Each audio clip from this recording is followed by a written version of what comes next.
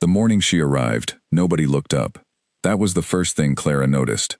She had walked through the tall iron gates of Aldermore Estate, carrying a worn leather suitcase in one hand and a folded letter of employment in the other, and not a single person standing in that grand courtyard turned to greet her. The gardener kept his eyes on the hedge.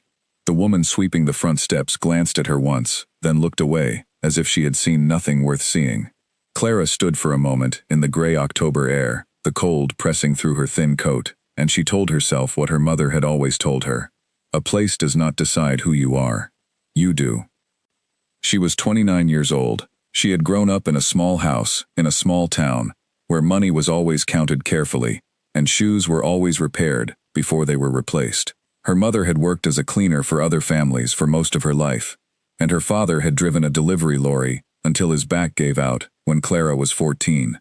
They were not people who complained. They were people who got on with things, who cooked good food with simple ingredients, and laughed easily at small jokes, and never once made her feel that their life was less than enough.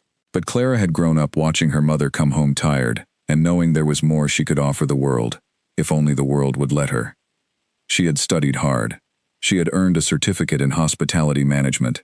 She had worked in a hotel in the city for 4 years, rising from laundry attendant to floor supervisor, until the hotel closed, and the work dried up, and the advertisement for a seasonal housekeeper at Aldermore arrived in her inbox on a Wednesday afternoon, when her rent was 3 weeks overdue. She had not hesitated. She had pressed send on her application within an hour. The letter back had come quickly, which surprised her. It was formal and brief. It told her to report on the first Monday of October at 8 in the morning, to ask for Mr. Gerald Finch, and to bring her own uniform if she had one. She had ironed it the night before and packed it at the top of her suitcase. Mr. Gerald Finch was the head butler of Aldermore Estate, and within the first 30 seconds of meeting him, Clara understood that he was a man who had decided everything about her before she had opened her mouth. He was tall, thin, somewhere in his late 50s, with a face that looked as if smiling was something he did only on formal occasions, and even then with great reluctance. He looked at her the way people look at a parcel that has been delivered to the wrong address. He checked her name against a list on his clipboard, said right in a tone that meant nothing good, and told her to follow him. He walked quickly. She kept up without rushing, and she noticed that this seemed to irritate him slightly, as if he had expected her to struggle. He led her through a side door, down a corridor that smelled of old wood polish, and something floral she could not identify, past a large kitchen where 2 women were working quietly, and up a narrow back staircase that wound upward in tight circles. They did not take the main staircase, which she had glimpsed through an open door, wide, carpeted in deep burgundy, lit by a chandelier that threw small pieces of light across the ceiling. They took the other one, the servant staircase. She had expected that. She did not mind it. What she did not expect was room 14. Mr. Finch stopped at a door at the far end of a narrow corridor on the upper east wing. The corridor itself was dim, the single bulb in the ceiling flickering slightly, as if it was deciding whether to give up entirely. The carpet here was thin, and a different shade from the rest of the house, as if it had been added later as an afterthought.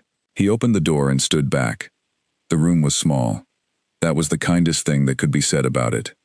There was a single bed against the far wall, the mattress visibly uneven, covered with a gray blanket that had been washed so many times it had forgotten its original color. There was a small wooden table, with one leg shorter than the others, a wardrobe with a door that did not quite close, and a window so narrow that the light coming through it seemed apologetic.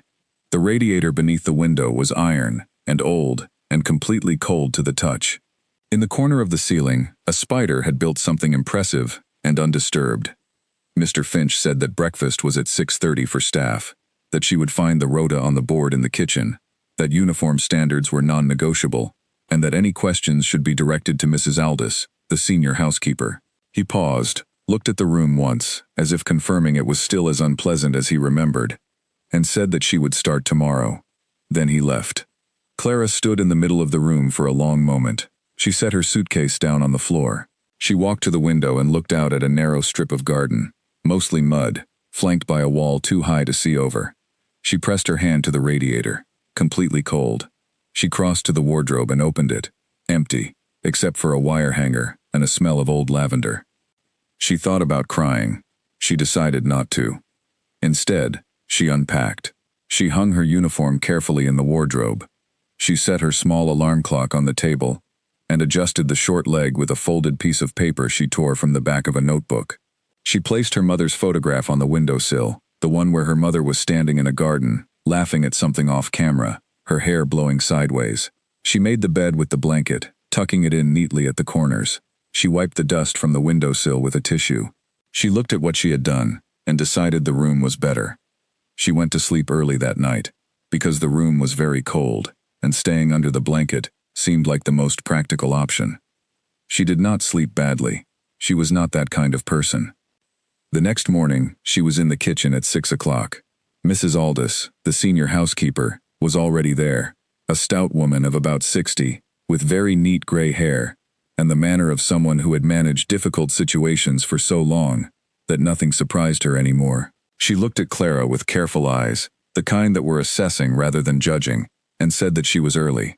Clara said she liked to be. Mrs. Aldous handed her a mug of tea without being asked. That told Clara something important about the woman. She pointed out the rota by the door. Clara was on East Wing rooms and the main corridor for the first week. The family dining room was off limits until Mr. Finch personally cleared her. The library was cleaned only on Tuesdays, and she was not to go above the second floor unless specifically sent. Clara asked what was above the second floor. His Grace's private rooms, Mrs. Aldous said, in a tone that made clear this was the end of that conversation.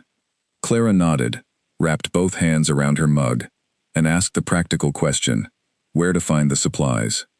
The work began simply enough. She cleaned corridors and guest rooms, polished banisters, carried fresh linen from the laundry room to the upper floors, and swept the courtyard on afternoons when the wind allowed it. The other housekeeping staff were a mix of women who had been there for years, and a few who, like her, had arrived recently. Most were polite but not warm. There was a young woman named Dot who worked the West Wing and who smiled at Clara on the first day and said not to let Finch bother her because he was like that with everyone new. That small kindness settled something in Clara's chest. The work was not hard for her. She had done harder. What took some adjusting was the scale of the place. Aldermore was not simply a large house. It was an entity. It had moods and temperatures that shifted from room to room, corridors that led to other corridors, in ways that required learning, doors that looked like walls, and walls that turned out to be doors. It had been built in parts over several centuries, each generation of the Calloway family adding something new, and the result was a building that felt as if it had grown rather than been designed. Clara began to love it the way you love something complicated, carefully, and with patience. She learned the house by walking it. She mapped it in her head during her first week, noting which windows faced east and would be bright in the morning, which corridors collected cold air even on mild days, which rooms smelled of old books and which of something sweeter. She learned where the light fell at different times of day. She learned which floorboards creaked and how to step around them when she was working early. She had not yet seen the Duke. She knew he was there. His presence moved through the house the way a weather system moves through a landscape. You felt it in the way the other staff adjusted themselves, straightened their backs, lowered their voices, became slightly more careful with everything they touched. She heard his name spoken with a particular kind of weight that told her he was not a simple man to understand. Mr. Finch said his name the way a man says the name of someone he respects and perhaps fears slightly. Mrs. Aldous said it quietly, with a kind of gentleness that surprised Clara coming from a woman who was otherwise so practical. His Grace Edward Calloway, the Duke of Aldermore. He was 44 years old. He had been born in this house and had grown up in it, and had left it for university and a brief career in government, and had then come back when his father died, and the title and the estate passed to him. He had been married.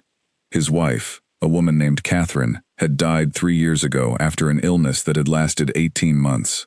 There were 2 grown children, a son named Philip who lived abroad, and a daughter named Sophie who lived in London and visited rarely. The Duke lived alone in this enormous house with his staff and his silence and whatever he thought about in the hours between midnight and dawn when the rest of the house was sleeping.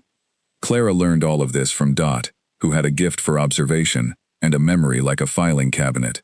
He was not unkind, Dot said one evening when they were folding linen together in the laundry room. He was just not quite present. Even when he was there, he was somewhere else, thinking about something heavy. His wife, Clara said. Dot nodded. 3 years and he had not moved on. She did not think he knew how. Clara thought about that for a while. She did not say anything, because she was not sure what there was to say. She had never lost someone that way. She could not claim to know how it felt. But she understood something about carrying weight quietly, about keeping your face steady, even when the inside of you was anything but. By the end of her first week, she had cleaned every room she was assigned, without being asked twice about anything. She had replaced the dead bulb in the east corridor, without waiting to be told. She had reported a leaking pipe beneath one of the guest room sinks to Mrs. Aldous before it became a flood.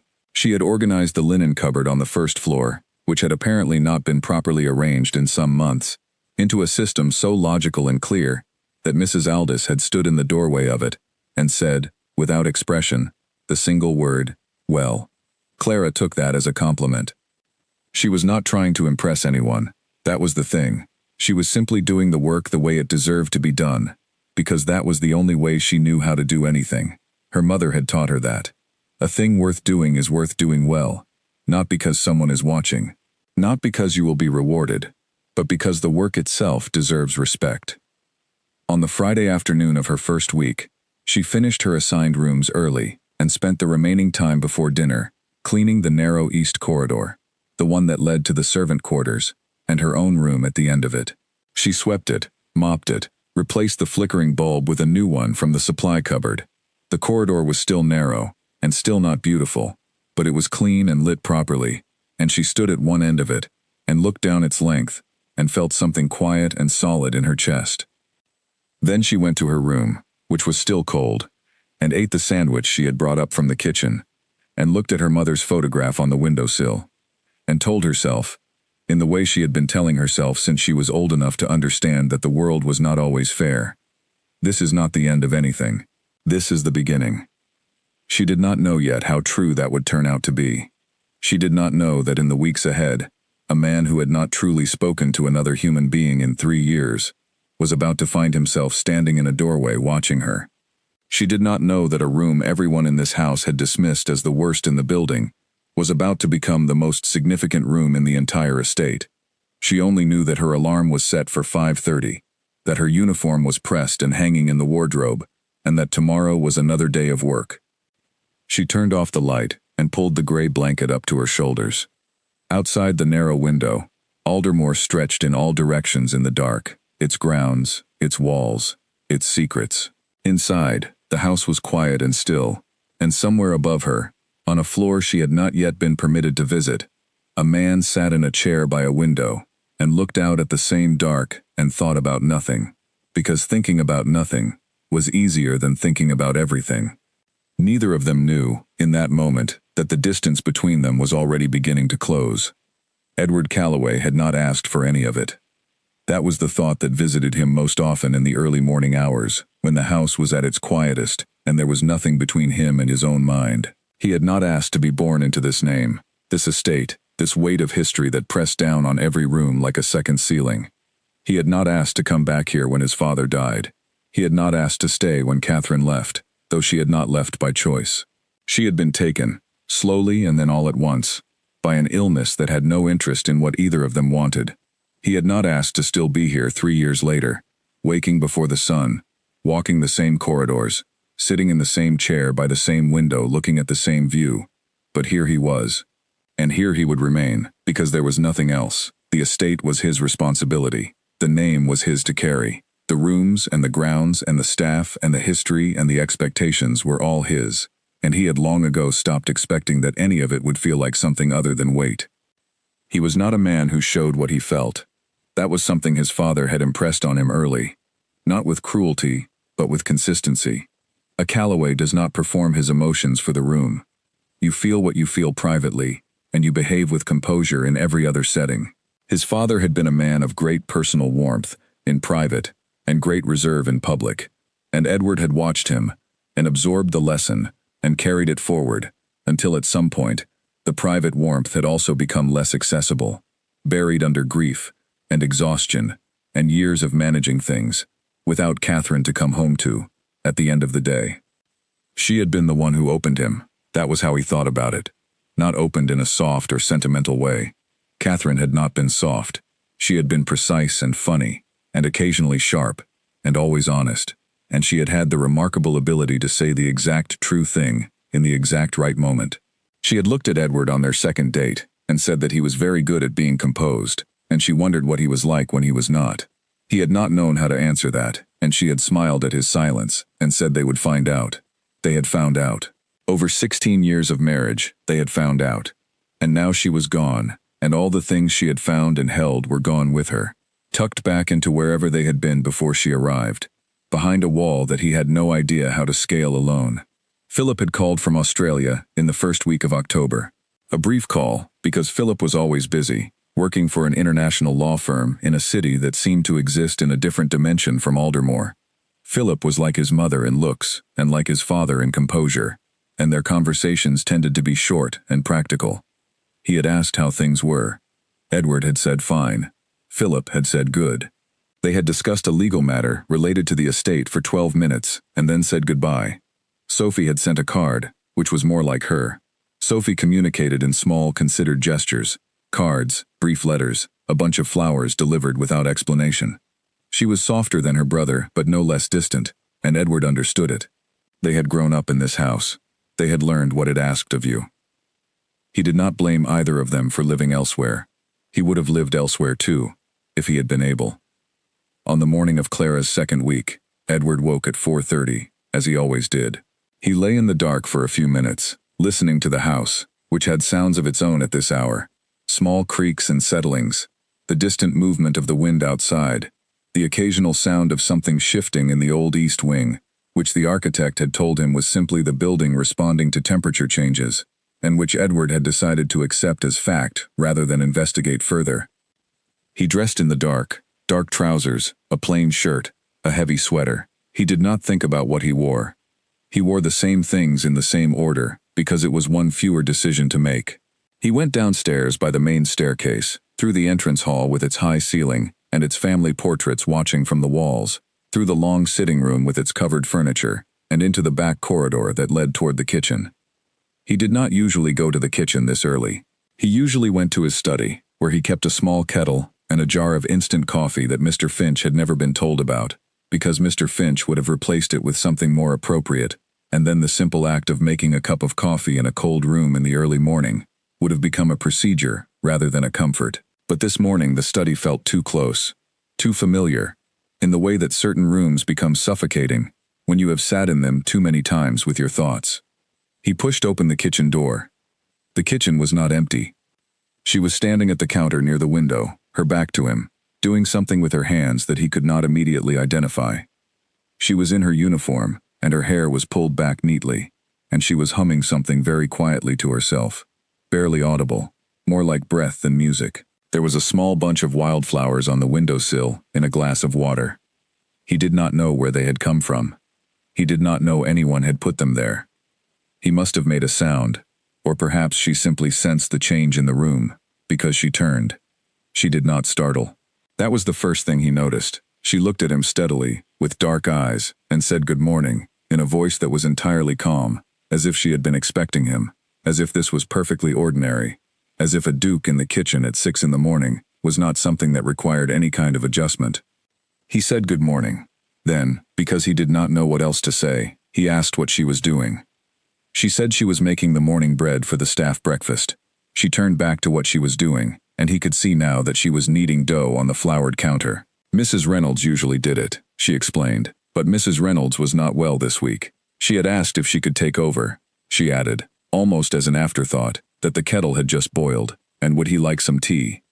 He was so startled by the simplicity of the offer, the directness of it, the complete absence of fuss, that he said yes before he had decided to. She poured it without ceremony, set the mug on the kitchen table, and went back to her dough. He sat down at the kitchen table. He could not have explained why. It was not something he would normally do, but there was something in the room that was different from the usual atmosphere of the house, something that had to do with the bread and the flowers, and the quiet humming, and the complete lack of performance in everything she did. She was not nervous. She was not trying to be invisible. She was simply there, doing her work, and the work was good, and the room was warm. He wrapped his hands around the mug. He asked her name. Clara, she said. Clara Webb. He asked how long she had been there. 8 days, she said. He nodded. He sipped his tea. Outside the kitchen window, the sky was just beginning to lighten, a faint gray wash appearing at the edge of the darkness. He watched it for a moment. Then he mentioned the flowers. She glanced at them over her shoulder. They were from the garden near the east wall, she said. The small ones near the gate. She had not been sure if she was allowed to pick them, but they were growing wild, and there were many of them, and they seemed to want to be indoors. He looked at the flowers, yellow and white, small, in a glass on the windowsill. Catherine had always kept flowers in the kitchen. He had not thought about that until just now. He had not thought about flowers at all in 3 years, and now here was a woman who had been in his house for 8 days, and had already put flowers on his kitchen windowsill, and something about it moved through him, in a way he did not quite know what to do with. He said the flowers were fine. She thanked him. Simply that. No performance of gratitude, just acknowledgement. They sat in the quiet, he at the table, she at the counter, while the sky outside turned from gray to pale gold, and the bread dough rose under a cloth she had set over it. He asked her 1 or 2 questions. She answered them directly. She asked him nothing, not because she was not curious, he could see she was, but because she seemed to understand the difference between curiosity and intrusion. When Mrs. Aldous arrived at 6:15 and found the Duke of Aldermore sitting at the kitchen table with a mug of tea, while a junior housekeeper shaped bread rolls at the counter, she stopped in the doorway with the expression of someone who has seen something extraordinary and is not sure how to file it. Edward stood, said good morning to Mrs. Aldous, and left through the back corridor. He went to his study. He sat at his desk. He did not open any of the correspondence waiting for him. He sat with his tea, which was cold by now, and thought about flowers on a windowsill, and a woman who did not startle when a duke walked into her kitchen unannounced, and the particular quality of a morning that was different from all the other mornings, simply because someone in it had been entirely and completely themselves. He did not know what to call what he felt. He filed it away under something he would think about later. But he went back to the kitchen the next morning, and the morning after that. He told himself it was the tea. He told himself he simply liked that corner of the kitchen in the early morning, before the house woke up and everything became managed and formal and correct. He told himself that it had nothing specifically to do with Clara Webb, who arrived early every morning and worked without complaint, and hummed very quietly, and spoke to him when he spoke to her, and said nothing unnecessary, and somehow made the room feel like a room that was lived in, rather than maintained. He sat at the kitchen table, and drank tea, and watched the day begin, and tried not to examine the fact that he was looking forward to it. Looking forward to something. He had nearly forgotten what that felt like. The rest of his days were long, and complicated, and populated with things that required his attention: estate accounts, correspondence with his solicitor, phone calls with Philip about legal matters, a long and irritating exchange with a property developer who wanted to discuss purchasing a portion of the South Field, none of which he wanted to sell. There were decisions to be made about maintenance and staffing, and the roof of the East Wing outbuilding, which had been leaking since spring, and which the contractor kept postponing. There was the usual weight of the name, and all it meant, the calls to the House of Lords, the invitations he declined, the ones he accepted with reluctance and attended correctly. And then there was the kitchen at 6 in the morning, which was the opposite of all of that. He did not allow himself to think about this too carefully. He was not a man who examined his own feelings with great enthusiasm, partly because his father had not modeled it, and partly because 3 years of grief had taught him that certain feelings were better left at a manageable distance. But he was also honest enough with himself, in the way only truly private people can be, to know that the hour in the kitchen was the best hour of his day, and that it had something to do with her. He heard the staff talking. Not directly. No one spoke candidly near a duke, but he heard things in the way you always hear things in a large house, where voices carry, and walls are older than their insulation. He heard Mr. Finch's tone when Clara's name came up, which was a tone he recognized and disliked. The tone of someone who has made a decision about a person based on very little and intends to stick to it. He heard the way certain senior staff talked about the room she had been given, not with sympathy but with a kind of satisfaction, as if putting someone in room 14 was a test, and passing the test meant accepting the placement without objection. He thought about that. He thought about it more than he let on. He also thought about what the the cheerful young woman from the West Wing who said good morning to everyone with equal brightness regardless of their position, had said once, when she did not realize he was within earshot, that Clara was the best worker they had had in years, that even Mrs. Aldous had said so, and that Finch would never admit it. Edward had filed that away too. He was building a picture. He was not doing so deliberately. It was simply happening, the way things happen when you begin to pay attention to something after a long period of paying attention to nothing.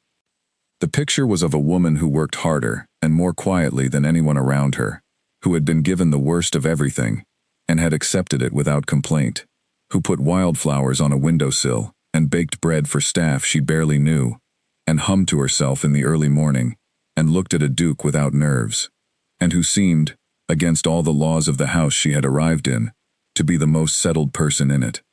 He had not felt settled in 3 years. He was not sure he had felt settled in longer than that.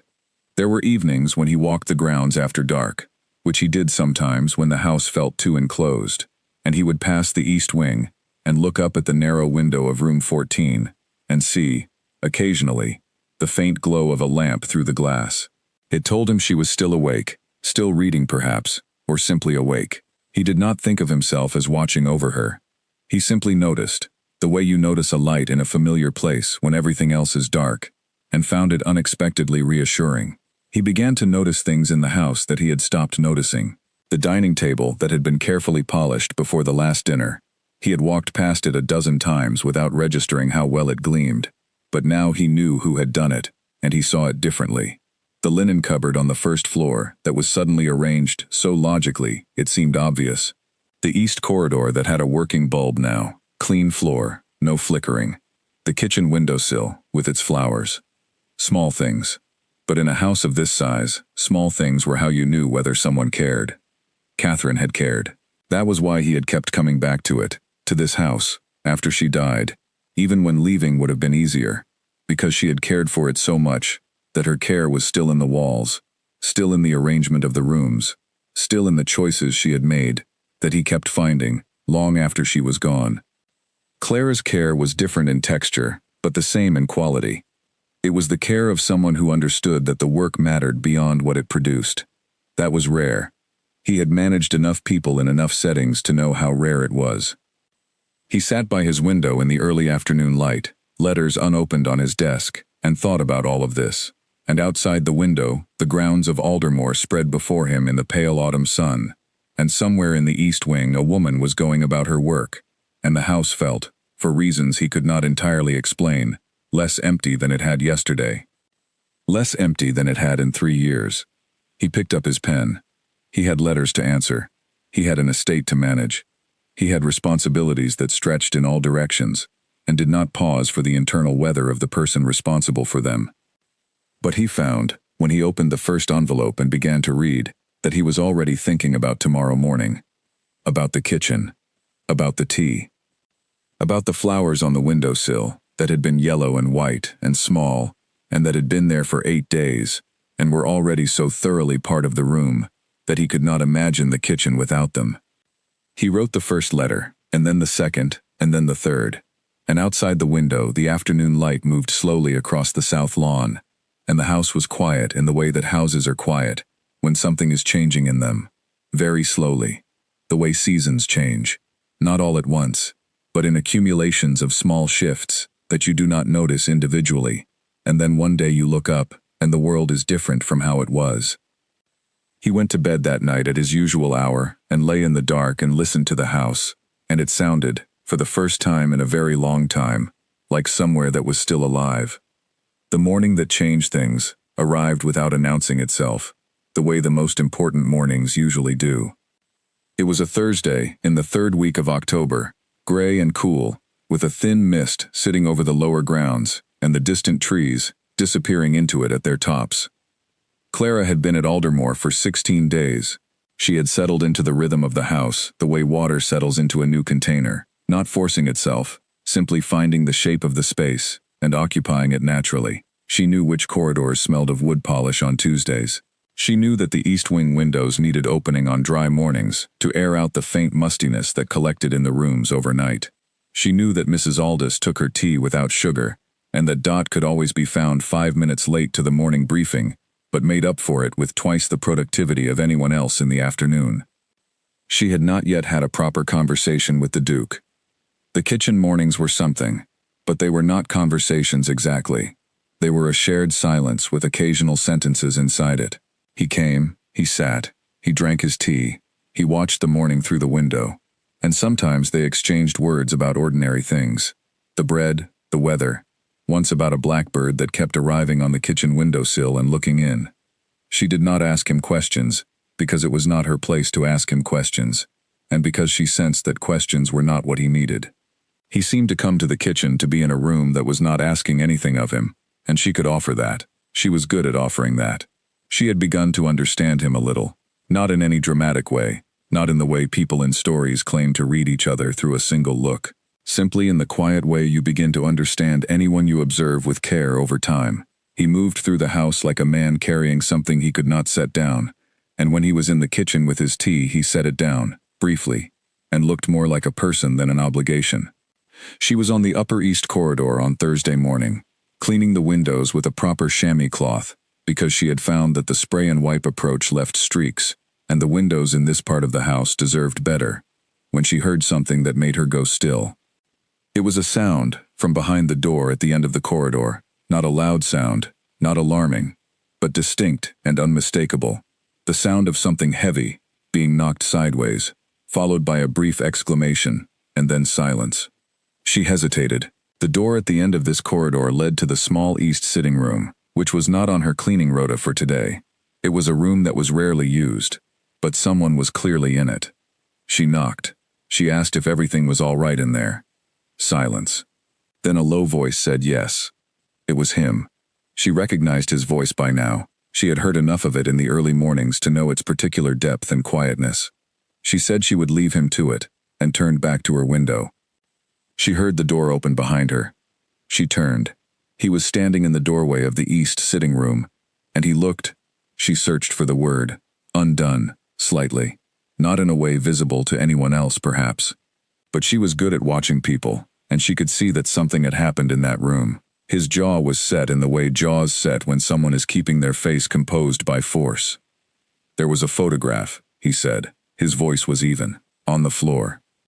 She walked to the doorway and looked in. On the floor near the fireplace, face down, was a framed photograph that had apparently fallen from the mantelpiece. She walked to it, and crouched, and picked it up carefully. She turned it over. It was a photograph of a woman. She was laughing, her head thrown back slightly, her eyes creased with it, in a garden somewhere bright. She was holding a glass of something, and looking at whoever was holding the camera, with an expression that was pure joy, uncomplicated and full. Clara stood and looked at it for a moment. Then she carried it to the mantelpiece and set it back in its place, adjusting it with 2 hands until the angle was right, until the woman in it was looking out into the room, not at the wall. She stepped back and checked it was level. Then she turned. He was standing in the doorway watching her. He had not moved. She did not say anything about the woman in the photograph. She did not say she was sorry, because she had not done anything to apologize for, and she sensed that what he did not need right now was the particular kind of well-meaning sympathy that required something of him in return. She simply looked at him and said that the woman had a beautiful laugh. He looked at the photograph for a long moment. He said that yes, she did. Clara nodded once and went back to her window. She heard him stand there for a moment longer. She did not look. She let him have the privacy of whatever was on his face, without the discomfort of being watched having it. Then she heard him walk away down the corridor. She continued cleaning the window. The chamois moved in slow circles across the glass, and the gray October morning came in clearly where she had finished, and the corridor at the end of it felt different from before. Not charged or dramatic, but changed, the way a room changes when something true has happened in it. She thought about the woman in the photograph. She thought about what it meant to be the person someone laughed like that for. She thought about what it meant to lose that. She put the thought away carefully and went back to work. Later that day, near 3 in the afternoon, Mrs. Aldous called her into the small office near the laundry room and told her, without preamble, that she was being given an additional assignment. The family dining room was to be fully cleaned and prepared for a small dinner the following week. The first dinner at Aldermore in over a year. There would be 3 guests. She was to handle the room personally. Clara said she would be glad to. Mrs. Aldous watched her for a moment with those assessing eyes. Then she said that Clara was doing well. Better than well. She paused. Finch did not see it, she said. But she did. Clara thanked her. She did not ask why Mr. Finch did not see it, because she already knew. She had understood from her first hour at Aldermore that Gerald Finch had placed her in room 14, for reasons that had nothing to do with her work, and everything to do with a set of assumptions he had arrived at the moment she walked through the gate. Assumptions about who she was, and what she could contribute, and what she deserved. She had understood it, and she had not fought it, because fighting assumptions was exhausting, and usually unproductive, and she had decided on that first cold night in room 14 that the best argument against them was simply to be indisputably and undeniably competent. She had not had to wait long for that argument to begin making itself. The family dining room was extraordinary. She had glimpsed it once through a half-open door, but had not been in it until now. It was large and high-ceilinged, with 2 tall windows looking onto the south lawn, a dining table of dark wood long enough to seat 12, and walls hung with the kind of paintings that belonged in museums. She stood in the middle of it on Thursday afternoon with her equipment, and looked around, and then began, starting with the ceiling. The preparation took 2 full days. She polished the table by hand until it reflected the ceiling lights like water. She cleaned the windows with the chamois cloth until the south lawn outside appeared in the glass like a painting. She restored a small side table she found pushed into the corner that had apparently been there forgotten for some time, rubbing it down and treating the wood until it came back to a deep, warm color. She arranged the sideboard with the silver that Mrs. Aldous brought from the locked cabinet, polishing each piece separately and setting them out in an order that was both functional and beautiful. Dot came in on the second afternoon to help with the chairs and stood in the middle of the room and turned around slowly and said it looked like a different place. It was always this place, Clara said. It just needed attending to. Dot looked at her with an expression Clara had begun to recognize, the expression people wore when they did not quite know what to make of her. She said Clara was a strange one, and she meant it in a good way. Clara smiled. She said she would take it. On Friday morning, Mr. Finch came to inspect the dining room. Clara was not present for the inspection. She had moved to the sitting room next door and was working on the fireplace surround. But she could hear him through the connecting door, walking the room. She heard the particular silence that follows a person finding something is better than they expected and not being entirely pleased about it. He said nothing to her. He walked past the connecting door without looking in and continued down the corridor. Mrs. Aldous found Clara 20 minutes later. She said Finch had approved it, and then, with a small and carefully controlled smile, he had approved it without comment, which from Gerald Finch meant he thought it was excellent. Clara nodded. She said good. She turned back to the fireplace. That evening, she sat on the edge of her bed in room 14 and looked at her mother's photograph and thought about the day. She thought about the woman in the photograph in the east sitting room, the one with the beautiful laugh. She thought about the Duke, standing in the doorway, holding himself together with quiet effort. She thought about the dining room, gleaming in the afternoon light, ready for a dinner that had not happened in over a year. She thought about what it meant to care for a place, not to own it, not to manage it at a distance, but to actually care for it, to give it your hands, and your time, and your attention, and make it better than you found it. Her mother had cared for other people's homes her whole life. Some people would have said that was a lesser thing. Her mother had called it a form of love. Clara was beginning to think her mother was right. She had been at Aldermore for 16 days. She had come with a suitcase and a letter, and no guarantee of anything, and she had been put in the smallest, coldest, most forgotten room in the building, and given the heaviest, least visible work, and she had done all of it exactly as well as she would have done if she had been given the finest room and the most celebrated assignments. Because the work was not changed by the room you came from. The work was always the same. The work was what it was. She thought about the photograph of Catherine Calloway, laughing in a garden. She thought about the man who had stood in the doorway and needed someone to put the photograph back without making a performance of it. She thought about the fact that she had been in exactly the right place at exactly the right time to do that. Not because anyone had planned it, but because she had been doing her work in a part of the house that was not her assignment, simply because the windows in that corridor needed cleaning, and she had noticed, and had done it. That was the thing about doing your work without conditions. You ended up in the right places. She was not given to large thoughts about fate or destiny. She was a practical woman. But she allowed herself, sitting on the edge of the cold bed in room 14, with the narrow window behind her, and her mother's photograph on the sill, to think about the fact that this house was full of things that needed caring for, and that she was very good at caring for things. And then she set her alarm, got into bed, and went to sleep. Tomorrow was another day of work. She was already looking forward to it. Outside the narrow window, the October night had settled over Aldermore. The grounds were dark and still. In the east sitting room, the photograph of a laughing woman stood upright on the mantelpiece, looking out into the room where it had always been, in exactly the place it deserved. Nobody had asked Clara to put it there. Nobody had thanked her for doing so, not in words. But something had moved in a man who had been still for 3 years, and it had moved in the direction of the window, and the window had flowers in it, and the flowers were small, and yellow, and white, and they had come from the garden near the east wall, and they had been picked by a woman, in room 14, who had decided on her very first day that being given the worst of something was not the same as being worth the worst of something. The difference between those two things was the whole story. She was just beginning to tell it.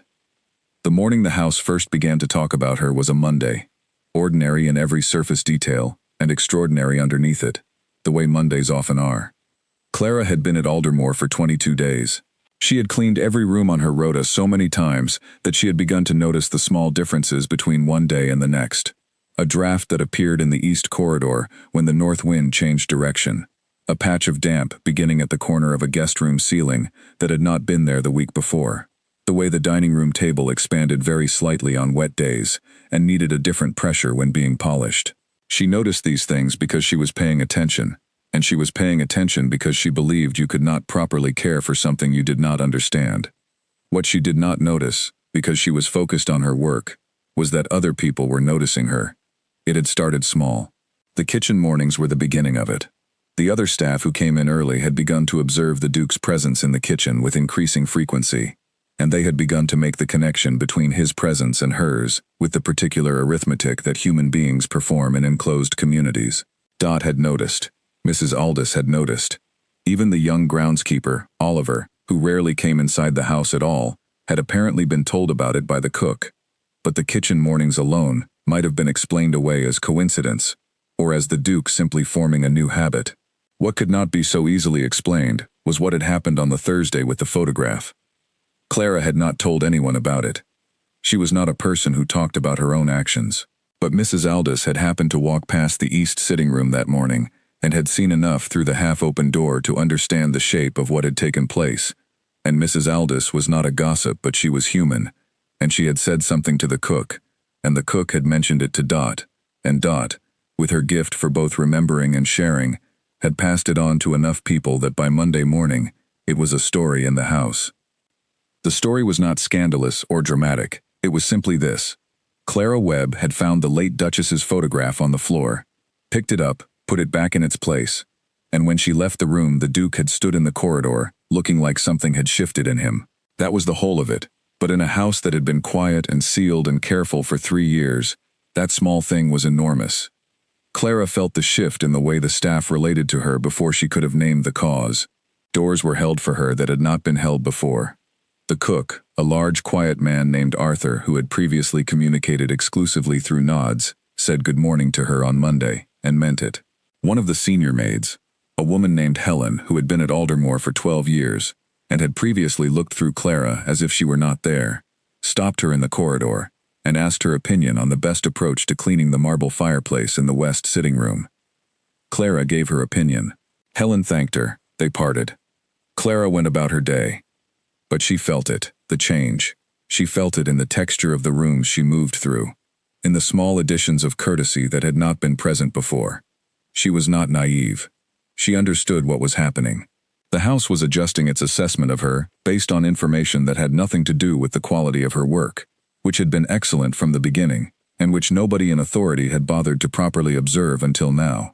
It was adjusting based on the fact that the Duke had noticed her, And in a house where the Duke's attention was the primary organizing principle of everything, being noticed by him was a kind of currency she had not asked for, and had not yet decided what to do with.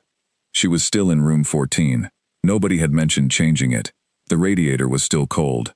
She had adapted by wearing an extra layer in the evenings, and keeping the door of the wardrobe closed, so the slight draft from the cracked window did not circulate. She was comfortable enough. She had been cold before.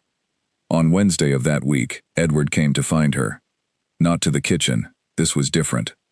She was in the library, which she cleaned on Tuesdays and Wednesdays, a room she had come to love for the quality of its quiet and the particular smell of old books that gave it something no other room in the house quite had. She was dusting the shelves near the south window when she heard the door open and turned to find him there. He said her name. She said, "Your Grace." He came further into the room. He moved among the bookshelves the way you move through a space you know by heart, his hand trailing briefly along a row of spines as he passed. He said he wanted to ask her something. "Of course," she said. He asked if she read. She considered the question. "Yes," she said, whenever she had time. He asked what she read. "Mostly history," she said, "and some fiction." Her mother read fiction. She had grown up reading what her mother brought home. He stopped near the window and looked out at the south lawn. He said that Catherine, his wife, had loved this room. She used to say it was the most honest room in the house, because books do not perform. Clara thought about that. She said that was a good thing to say about a room. He agreed. He turned from the window and looked at her directly, for the first time since he had come in. He said he had come to tell her that the dinner had gone well the previous week. The dining room had been exceptional. She said she was glad. He said that Finch had mentioned it to the guests, in a tone that suggested he was surprised. Then he paused. He said that he himself was not surprised. She looked at him. He was saying something more than the words, and she could hear it, and she chose to receive it simply. She thanked him. He nodded. He looked like he was about to leave, and then he did not. He remained standing near the window, and she went back to her shelves, because the work was still there to be done, and she did not need to manufacture a reason to keep talking, when the silence was equally comfortable. They stayed like that for a while, him near the window, her at the shelves, each doing something different with the same room. Eventually he said that his daughter thought he should have dinner parties more often. She said the house needed company. Clara said that daughters were often right about things like that. He almost smiled. She caught the edge of it before he composed it back down. He said that Sophie was, occasionally, and then he said he would leave her to her work, and he left. Clara set down her cloth and stood still for a moment in the library. The books around her held their silence. The south lawn beyond the window was bright in the autumn sun, yellow and quiet. She picked up her cloth and kept going. The thing she did not yet know, and would not know for some weeks still, was that Gerald Finch had noticed all of this. He had noticed the kitchen mornings, and he had heard the story of the photograph, and he had seen the Duke come out of the library on Wednesday afternoon with a different quality to his expression than the one he had entered with, and he had drawn conclusions that were neither charitable nor accurate, but that were entirely predictable from a man like him. Finch did not dislike Clara because she had done anything wrong. He disliked her because she had done everything right, and in doing so she had made visible a set of values that he had spent his career carefully not having to acknowledge. He believed in hierarchy. He believed in the established order of things. He believed in keeping people in their correct places, and he had put Clara in room 14 and assigned her the lower corridors and given her the work nobody else wanted, because that was, in his view, where someone like her belonged. And she had not stayed there, not in any way that he could object to. She had not complained, had not pushed for anything, had not maneuvered for position. She had simply been so thoroughly and undeniably good at everything she did that the position had come to her on its own, and the Duke had gone to the library to tell her so, and there was nothing at all that Finch could do about it without making visible the thing he was trying to conceal. He was afraid of her, Clara realized later. Not of her as a person, of what she represented, of the fact that the qualities that mattered, reliability, care, intelligence, presence, had nothing to do with the calculations he had made when she walked through the gate on that first morning. He would not let it go quietly. She knew that too. Men like Finch never did. But she was not thinking about that yet. She was thinking about books, and the quality of silence, and a man who stood near a window and almost smiled, and about how a house this large could feel, on the right morning, entirely intimate. She was thinking about her mother, who had spent her whole life caring for other people's places, and who had called it love. She was thinking that love, in its best form, was not loud. It did not announce itself. It worked, and was good, and it showed up every morning before anyone else. That was what she intended to keep doing. She finished the library shelves, and moved on to the corridor, and worked steadily through the afternoon. And when she passed the east sitting room on her way back, she glanced through the open door at the mantelpiece, and the photograph of Catherine Calloway was there, looking out into the room, the laugh still in her eyes. Clara moved on. She had more rooms to attend to. She always had more rooms to attend to, and she was always glad of it, because rooms that needed attending to were rooms that mattered, and she had come here to work in rooms that mattered, and she was doing exactly that. The house felt it. It felt it in its floorboards and its walls, and the particular quality of its quiet. A large old house knows when it is being cared for. It responds to attention the way living things respond. It opens slightly, softens at its edges, becomes more itself rather than less. Aldermore was doing that now. It was a slow process, and it would take time, and some of the rooms were harder to reach than others, and some of the people in them harder to move, but it was happening. And it had started, as the most important things often do, with something very small. A woman kneeling to pick up a fallen photograph and setting it back in its rightful place with 2 careful hands. Sometimes all a thing needs is someone to notice it has fallen, and someone willing to pick it up without being asked. Clara had understood that before she could have articulated it. It was in her the way certain things are in people who grew up watching someone do a thing the right way, long enough to absorb not just the method, but the meaning behind it. She had absorbed it from her mother. She was giving it to a house that had not had it in 3 years, and the house, brick by brick and room by room, was beginning to give something back. The tension arrived, as tension always does, quietly, and then all at once. By the start of November, Aldermore was a house that had divided itself into observers. There were those who watched Clara and the Duke with warmth, who found the whole development quietly wonderful and did not hide it.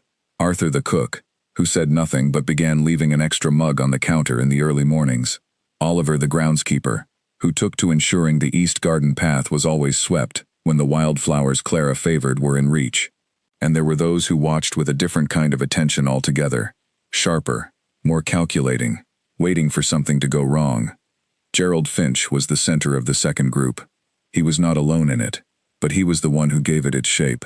He had spent 30 years in houses like this one, and he had a precise internal model of how such houses functioned, who occupied which role, and what happened when the boundaries between those roles became less clear than they should be. In his model, Clara Webb was a housekeeper who had been in the building for less than a month, and the position she currently occupied, trusted by Mrs. Aldous, sought out by the Duke, spoken of warmly by every member of staff who had worked beside her, was a position she had arrived at in a way that did not fit his model. He did not say this directly. Finch was too experienced a man to say such things directly. What he did instead was watch, and note, and wait, and make small adjustments at the edges of things, in the way a person adjusts a painting on a wall. Not obviously, just enough to change the angle. Clara felt it. She always felt these things, not with resentment, but with the same practical attention she brought to everything else, as information.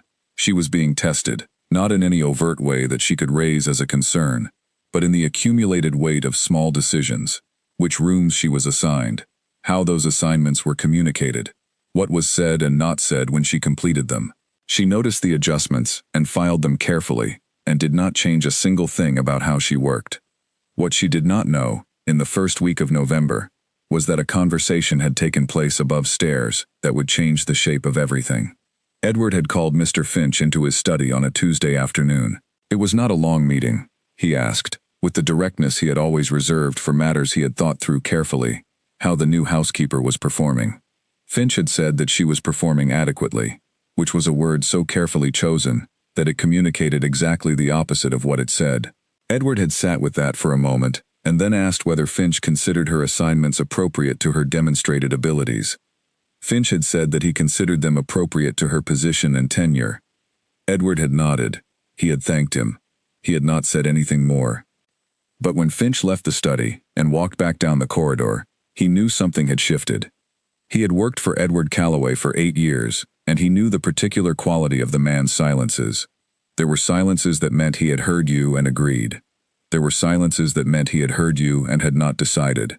And there were silences that meant he had heard you and had already decided, and was giving you the courtesy of not saying so while he confirmed it. This had been the third kind. Finch went back to his office and sat at his desk and looked at the wall for a moment. Then he picked up his pen and began making notes, because a man in his position always needed notes. Clara knew none of this. She was in the kitchen at the time, helping Arthur prepare the afternoon tea for a pair of visitors who had come to discuss the renovation of the east outbuilding roof. She was not required to help with afternoon tea.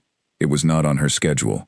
But Arthur had been managing the kitchen alone that afternoon, because the second cook had gone home unwell, and Clara had come in to find him moving between 6 different things at once, with the focused efficiency of a man who was not going to ask for help and would very much appreciate it anyway. She had washed her hands and begun setting the tray without a word, and Arthur had glanced at her once and gone back to the kettle. That was how she and Arthur communicated. It worked very well. The visitors, 2 men from a construction firm, had been shown into the west drawing room. Clara carried the tray up herself, rather than asking Dot, because Dot was engaged with the upper corridor, and it was simply faster. She set it down in the west drawing room, exchanged the usual courtesies with the 2 men, and turned to leave. Edward was in the corridor, just outside the door. He looked at her with the expression she had come to know as his thinking expression, not distant, not closed, but turned slightly inward. He looked at the tray she was carrying, now empty. He said, "Are you covering for Arthur?" She said yes. The second cook had gone home unwell. He said, "Were you asked to help?" She said no. He said, "Of course not," and looked away down the corridor, and she could see in the line of his jaw that he was thinking about something he was not going to say yet. She went back to the kitchen. But she thought about that corridor exchange for the rest of the afternoon, not because he had said anything remarkable, because of the phrase, "Of course not." He had said it in the tone of someone confirming a pattern they had been observing long enough to find it both admirable and troubling, as if the fact that she had not been asked, that she simply saw a need and moved to fill it, was a thing he had come to expect from her, and was still deciding how to feel about it. The days shortened. November deepened. The grounds of Aldermore went from autumn color to the bare certainty of winter, the trees at the south end of the property standing clear against pale skies, the flower beds put to rest for the season. Clara moved through the shorter days with the same pace she had brought to the longer ones, because the work did not change with the light, only the hours in which it could be done.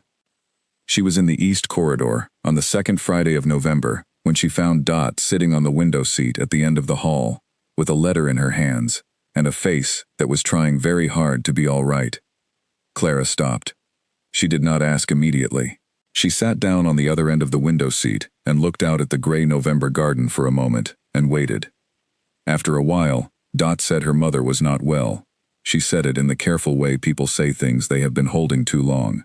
Her mother lived 2 hours away by train, and she had not been able to go for 3 weeks because of the schedule, and now there was a letter saying she had been in the hospital for 2 days and not told her. Clara sat with that. She did not fill the silence with words that would have been easier to say than to hear. She said, "When does your next day off fall?" Dot said, "Sunday." Clara said, "Go on Sunday. I'll cover your West Wing corridor as well as my own." Dot looked at her. She said she couldn't ask her to do that. Clara said she had not asked. She had said she would do it. Dot was quiet for a moment. Then she said thank you, in a voice that meant a great deal more than the 2 words. Clara nodded. She stood.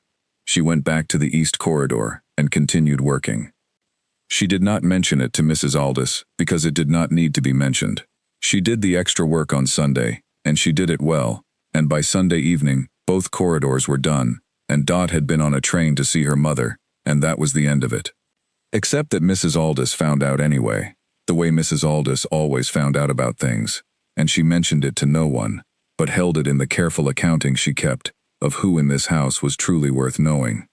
Clara was, in Mrs. Aldis's accounting, very worth knowing. The following week, on a Wednesday morning when the house was colder than it had been, and the first real frost of the season was on the ground, Mr. Finch summoned Clara to his office. She had been expecting this. She could not have said exactly why, only that the pattern of his attention over the past 2 weeks had been building toward something, small adjustments accumulating into a direction. She put down her cloth and her bucket and went along the corridor to his office at the appointed time and sat in the chair across from his desk, which he used, and she did not. He said that he had been reviewing the household schedule and had some adjustments to discuss with her. She said she was listening. He said that the cleaning of the library would be handled going forward by Helen, who had more experience with the care of antique furnishings. He said that the dining room preparation duties would be absorbed back into the general rota rather than being assigned to any one person. He said that her schedule for the coming weeks would focus on the east and north service corridors, the back stairs, and the staff bathrooms. She listened to all of it. When he finished, she said she understood. He waited for something else. There was no something else. She said, should she note the changes herself, or would he be sending an updated rota? He said he would send it by the end of the day. She said thank you, and stood, and went back to her corridor. She was still working when Dot found her at lunchtime, red-faced with indignation on her behalf. Dot said that Finch was moving her away from every room where anyone good could see her work, and that it was the most obvious thing she had ever seen, and was Clara going to do something about it? Clara said no. Dot stared at her. Clara said, when someone moves you to where they think you can't be seen, the only answer is to do your finest work in exactly that place. The back stairs are still stairs. They still deserve to be clean, and the people who use them still deserve them to be clean. Dot stared at her for another moment. Then she said that Clara was the strangest and most infuriating person she had ever admired, and went back to the West Wing. Clara almost smiled. She went back to work. What neither of them knew, what Clara would not know until considerably later, was that Edward had found out about the rota changes by the end of that same Wednesday. He had not asked Finch directly. He had found out in the way he found out about most things that happened in his house, which was by paying attention, which he had begun doing again after a 3-year interval. He had said nothing immediately.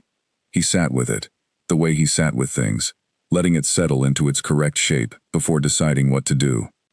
He walked past the back stairs on Thursday morning. Clara was there.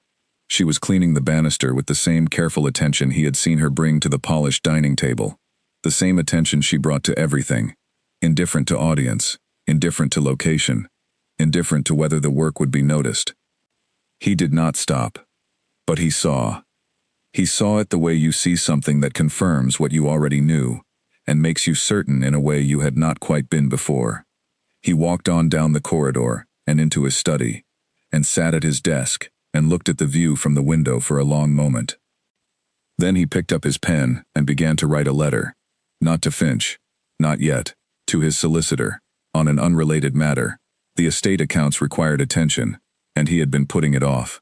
He wrote the letter because the estate would not run itself, and neither would his responsibilities. But underneath the letter, in the quieter part of his mind, a decision was forming. It was forming slowly, the way his decisions always did, because he was a man who did not arrive at conclusions until he was certain of them.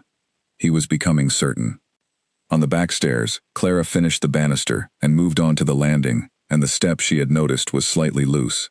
She had brought a small toolkit from the maintenance cupboard. She knelt down on the landing and attended to the step. Nobody had asked her to. Nobody ever did. That was the thing about Clara Webb and Aldermore, that no rota change and no reassignment could touch. She did not care for the rooms because she had been assigned to them. She cared for them because they needed caring for. And a house that is cared for in that spirit becomes a different house from one that is merely maintained. She knew this. The house knew it. And somewhere above her on the floor she had still never been permitted to visit, a man was beginning to know it too. November arrived with wind.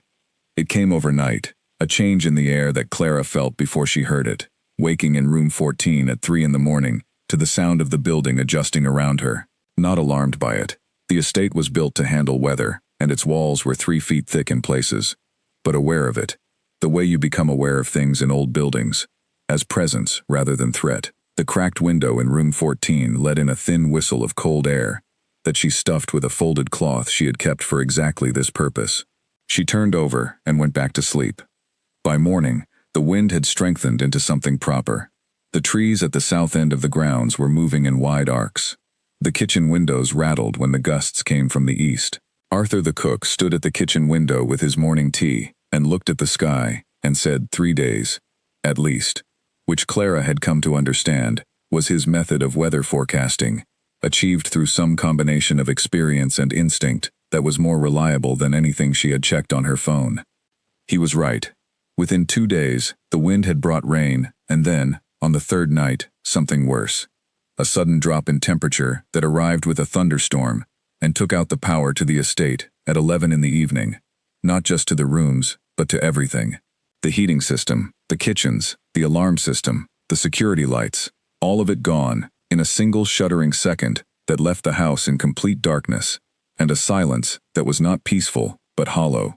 There were 11 people sleeping in the house that night, 4 regular staff, including Clara and Dot and Arthur, Mr. Finch, Mrs. Aldous, and 5 house guests, a small party who had arrived 2 days before for a shooting weekend.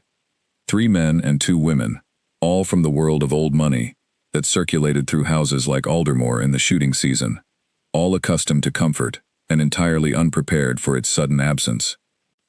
The Duke was on the second floor. Clara could hear, through the restored darkness and the howl of the wind, the sound of people beginning to move through the building, voices, uncertain, the beam of a torch appearing and then disappearing. Someone saying something sharp that she could not make out, but that had the tone of complaint rather than question. She was dressed in under 2 minutes. She had slept in her clothes before, and she had not forgotten how. She took the small battery torch she kept on her bedside table. She had started keeping it there when she noticed the unreliability of the east corridor's single bulb, and she went out into the corridor. Dot was already there. She said the power. Clara said she knew. She said to come with her. She went to the supply cupboard at the end of the east corridor first, because she knew what was in it. She had reorganized it in her first week. She knew exactly where the emergency candles were, and the matches, and the 2 additional torches. She gave Dot 1 torch and took the supplies. She said they needed candles in the guest corridor first, and they needed to get Arthur into the kitchen to see what could be done with the gas range. Dot said the heating. Clara said it was electric and was off. They needed to find out what portable heaters there were and where they were. She asked if Dot knew where Finch kept the maintenance records. Dot said his office, cabinet on the right. Clara said to go and look for anything about backup heating, and that she would go up to the guests. Dot went. Clara went upstairs. The guest corridor was a scene of contained but escalating unease. 2 of the house guests were standing in the corridor with candles. They had apparently found themselves, talking in the tense, lowered voices of people who are frightened, but determined not to show it. One of the men was at the far end of the corridor with a torch and an irritable expression. One of the women was standing at her open door with a dressing gown pulled around her, looking bewildered. The other woman, older, perhaps 70, a countess named Lady Alderton, who had barely spoken at dinner, but who had struck Clara as sharp and observant, was sitting on the chair outside her room, very upright, with her hands in her lap. She looked at Clara approaching with the candles and said, simply, "Good, there you are." As if she had been expecting her, as if Clara was the person she had been waiting for. Clara asked if Lady Alderton was warm enough. The older woman said for now, but that the cold would come later. Clara said they would have portable heaters in the rooms within the hour. She moved along the corridor, lighting candles, placing them in the holders she had brought from the supply cupboard, talking as she went, in a voice that was steady and matter-of-fact, because the worst thing you could do in a situation like this was let your voice carry any edge of uncertainty. People in the dark needed certainty more than they needed anything else. The kitchen would be operating on gas within 30 minutes. Arthur would have something warm for everyone who would like it. If they could all stay in their rooms, she would come to each of them directly. The irritable man from the end of the corridor appeared at her elbow. He asked about the heating. He said it would be freezing by midnight. Clara said the portable heaters would go in the guest rooms first. There were some in the basement. They might need to double up if the temperature dropped significantly, but they would assess that once the heaters were running. He looked at her for a moment. He said she had done this before. She said not here. But managing without expected resources was something she had had practice with. He nodded once and went back into his room, and she was already moving toward the next problem.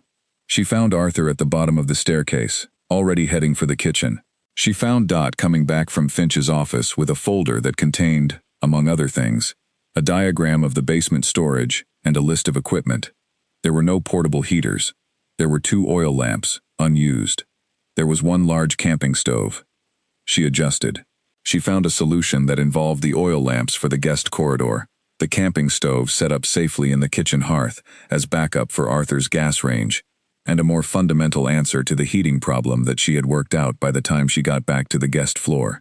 The house had fireplaces in most rooms. The guest rooms on the first floor all had functional fireplaces that had not been lit all season. She had cleaned 4 of them herself. She looked at Dot and said one word: firewood. Dot said the log store was at the north end of the basement. There should be kindling. Clara said to bring everything she could carry, that they were lighting fires. Within the hour, 3 guest room fireplaces were lit, and drawing well. The corridor was candlelit and warm enough for dignity. Arthur had produced hot soup from the gas range that was delivered to each room, and Lady Alderton was sitting in front of her fire with a blanket over her knees, looking at Clara, with an expression that Clara could not quite read. She said, "Sit." Clara looked at the chair beside the fire, and then at the door. "The others are managed," Lady Alderton said. "Sit, child." For 10 minutes. Clara sat. The fire was warm. The room was quiet except for the wind outside, and the small sound of the fire settling. The Countess looked at her for a moment, and asked who she was. Clara said her name was Clara Webb. She was one of the housekeepers. Lady Alderton said she knew what she was. She was asking who she was. Clara considered the question. She said she was from a small town in the north. Her mother had cleaned houses. Her father had driven a lorry. She had studied hospitality management and worked in a hotel for 4 years, and then had come here. And before that, Lady Alderton said, someone had given her a gift. Clara asked what gift. The ability, Lady Alderton said, to walk into a chaotic room and make it calm without making anyone feel small. She picked up her cup of soup and looked at it. That was a gift. Most people either made the room calm by being frightening or made everyone feel better by pretending the problem was not there. Clara had done neither. She had made it better, and everyone had felt as if they had contributed, even the rude man from the East Room who had done nothing at all. Clara did not know what to say to that. Lady Alderton asked whose idea the fires had been.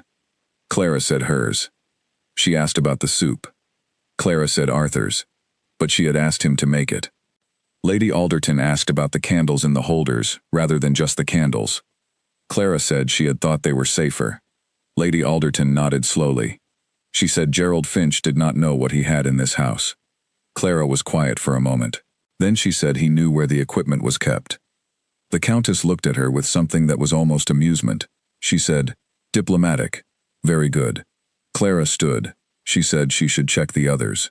Lady Alderton said to come back and check on her last. She was old enough to be honest with her by then. Clara almost smiled. She went. The Duke found her in the corridor outside the 3rd guest room at midnight.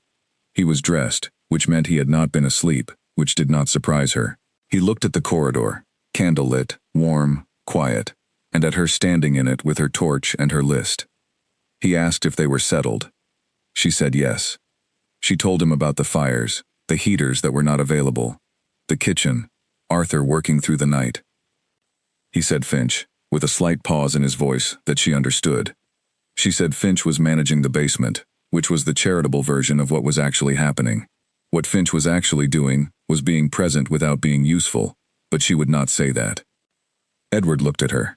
In the candlelight, his face was less composed than usual, not distressed but open, the way faces go when the normal structure of things has been altered. He said this was her doing, all of it.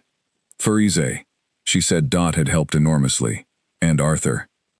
He said her name, just her name, in a way that meant he was not going to accept the deflection. She waited. He said he needed her to know that this house had been managed for 3 years by people doing their jobs correctly, but what she had done tonight was something different. She had cared for it. He said there was a difference. She looked at him steadily.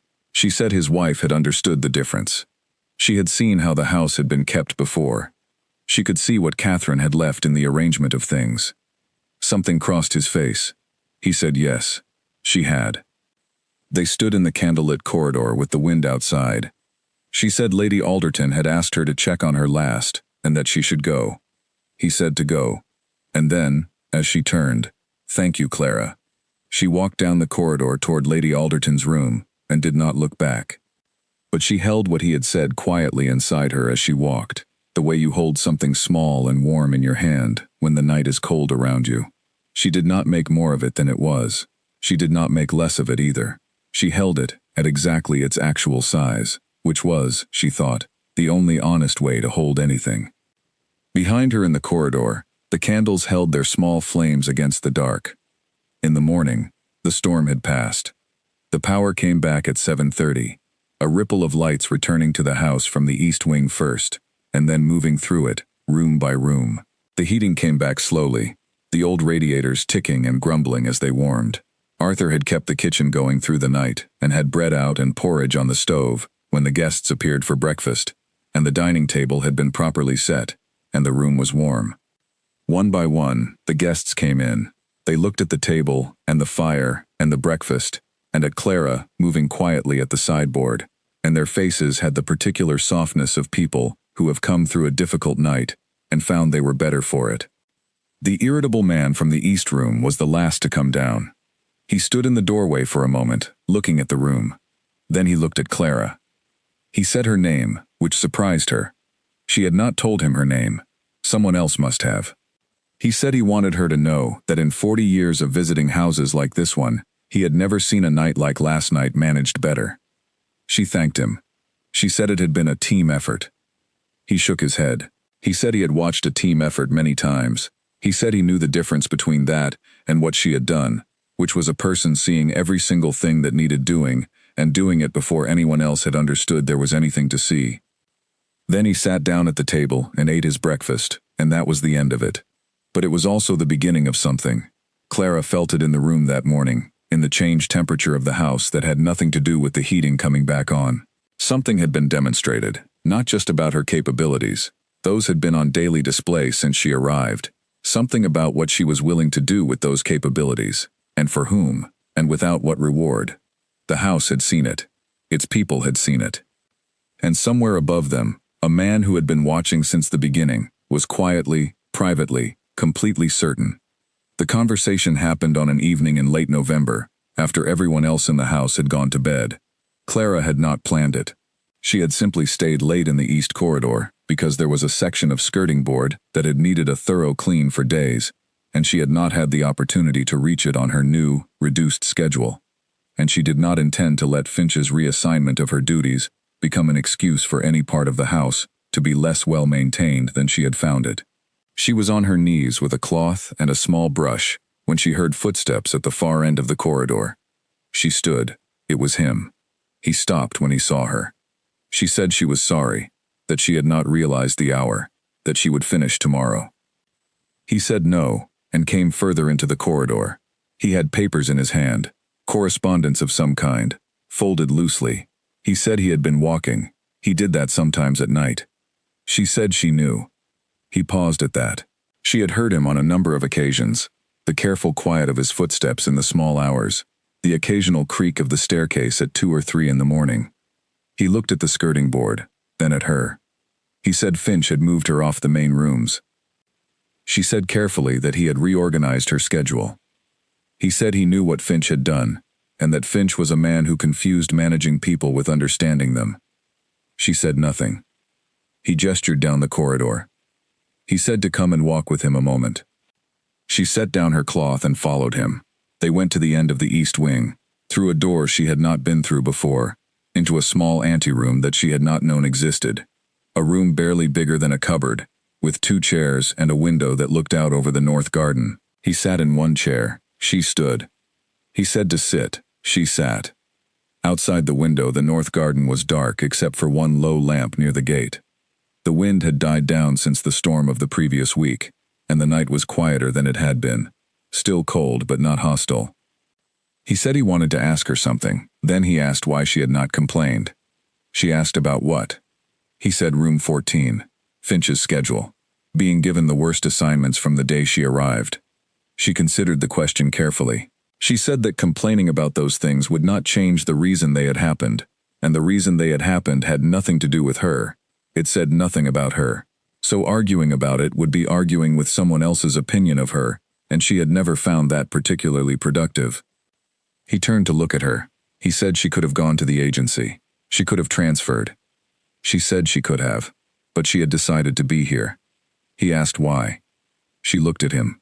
It was a real question, and it deserved a real answer. She said it was because the house needed someone who actually cared for it, not just managed it, not just maintained it to a standard, actually cared for it. She could see that from the first day, and she thought she could do that. He was quiet for a moment. Then he said that Catherine had cared for it. When she was well, before the illness, she used to walk every room each morning, not to supervise the cleaning, just to be in the rooms. She had said, "A house tells you what it needs if you listen to it." Clara said she was right. He said she had been right about many things. He paused.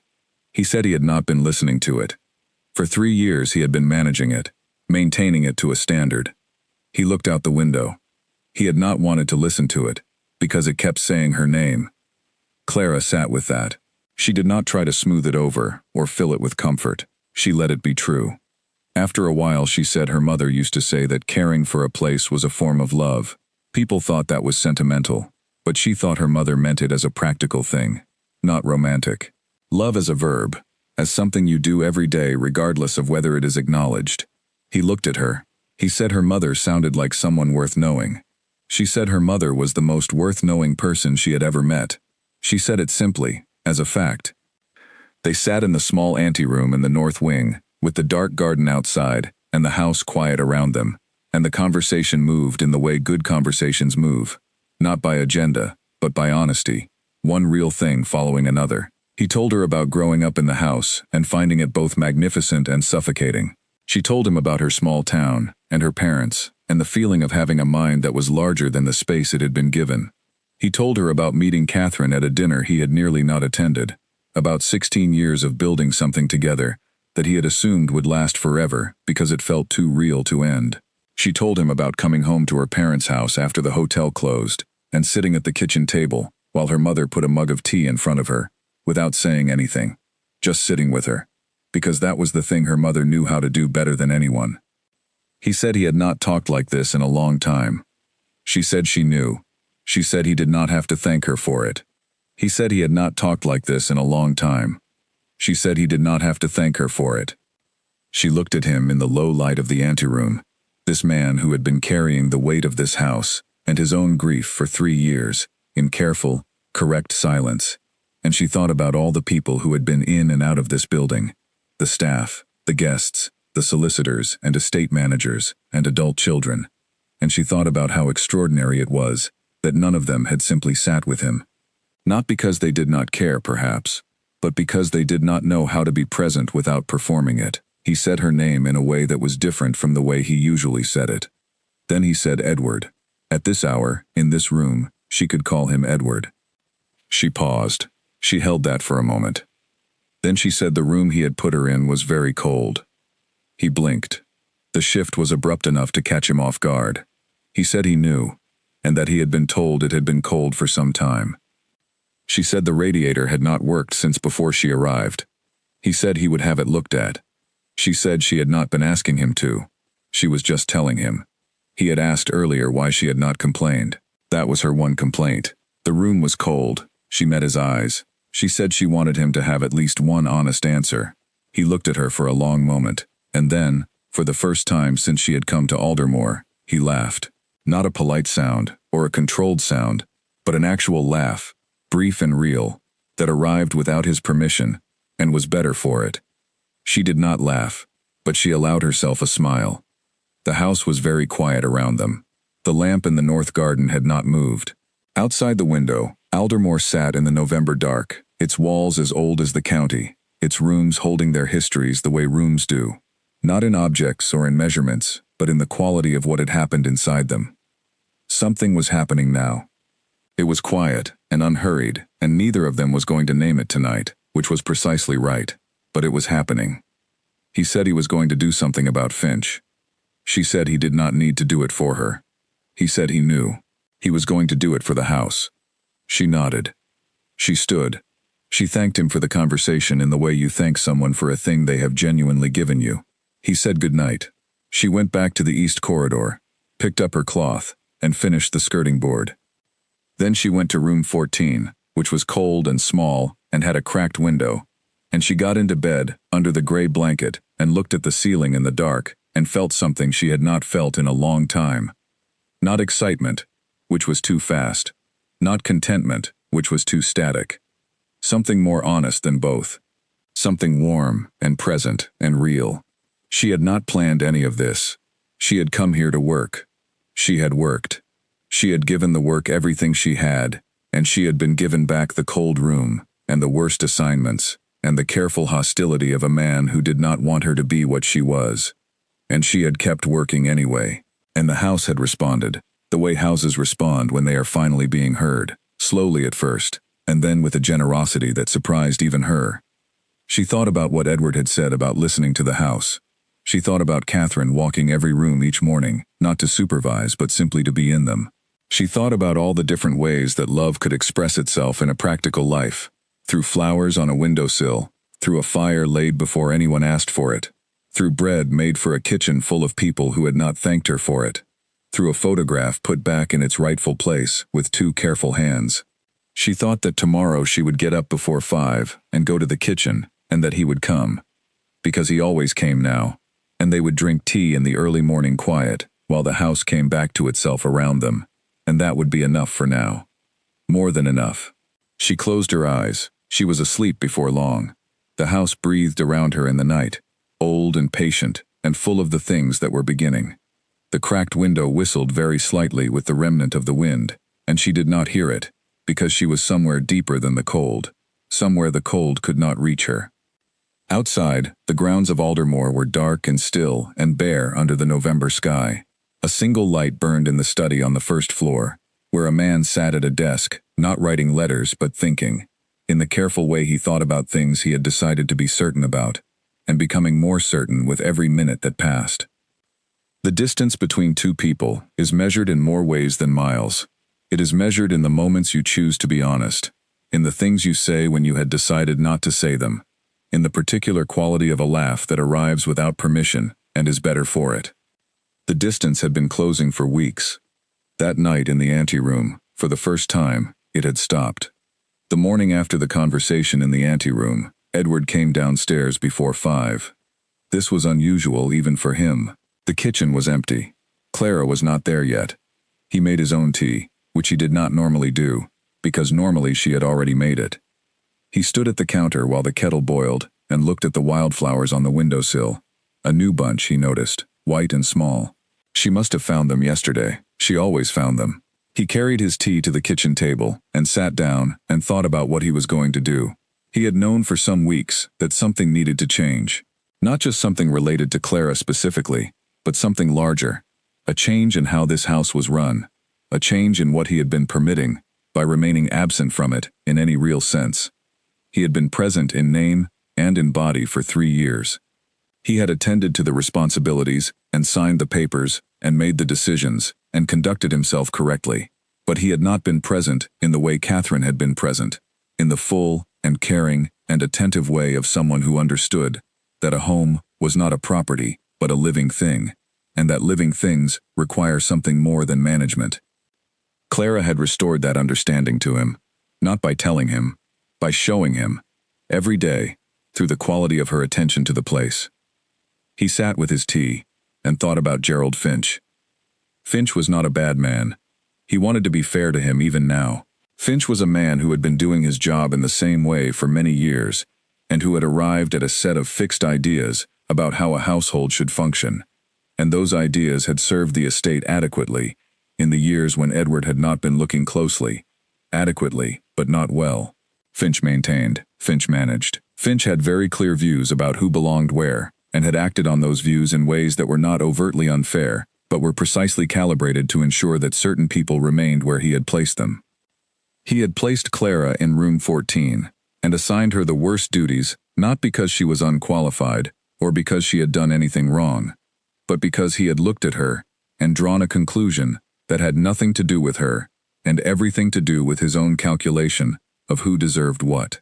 And then, when she had exceeded every expectation he might have had, he had responded not by revising his calculation, but by restricting her reach.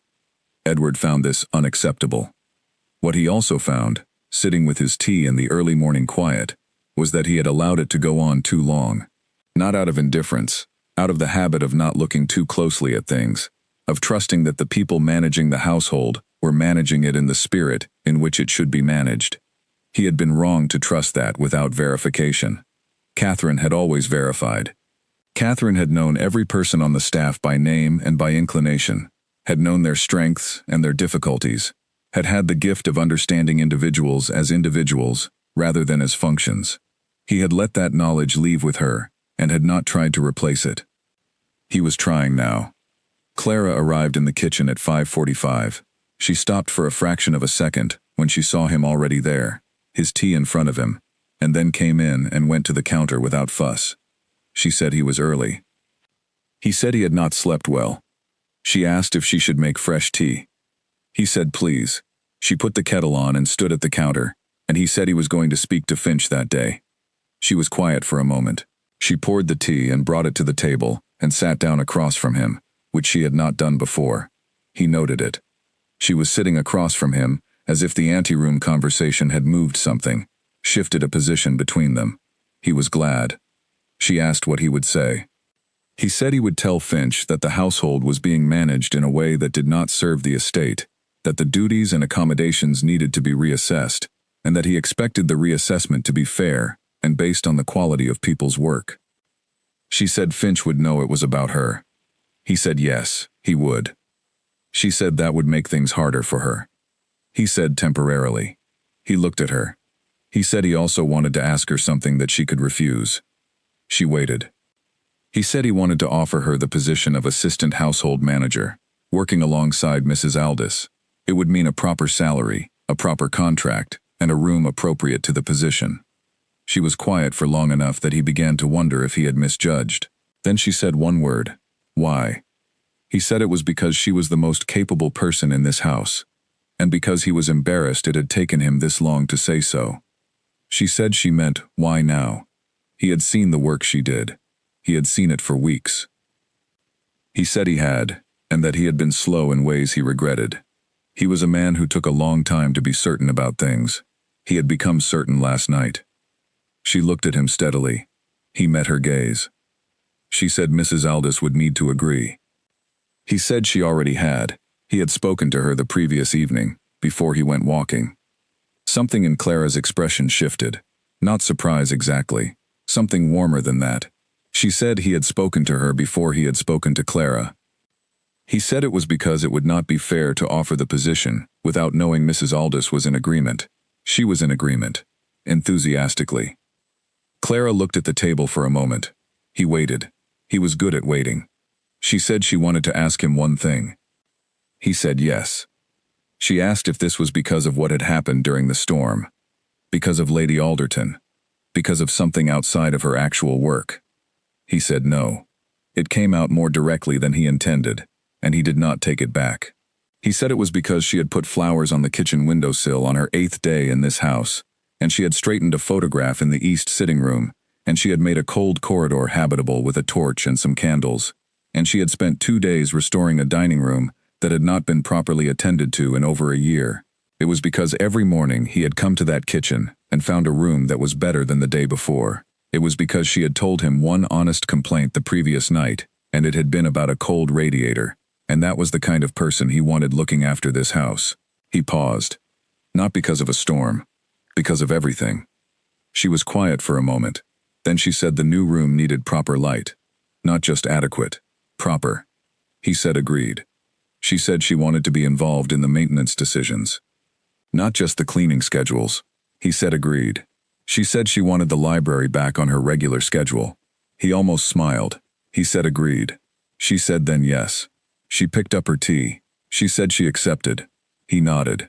He felt something shift in the same way the house had shifted, not dramatically, not with announcement, but in the quiet way that real changes happen, when the right thing finally finds the right moment. He called Finch into his study at 9 o'clock. It was a conversation of 15 minutes.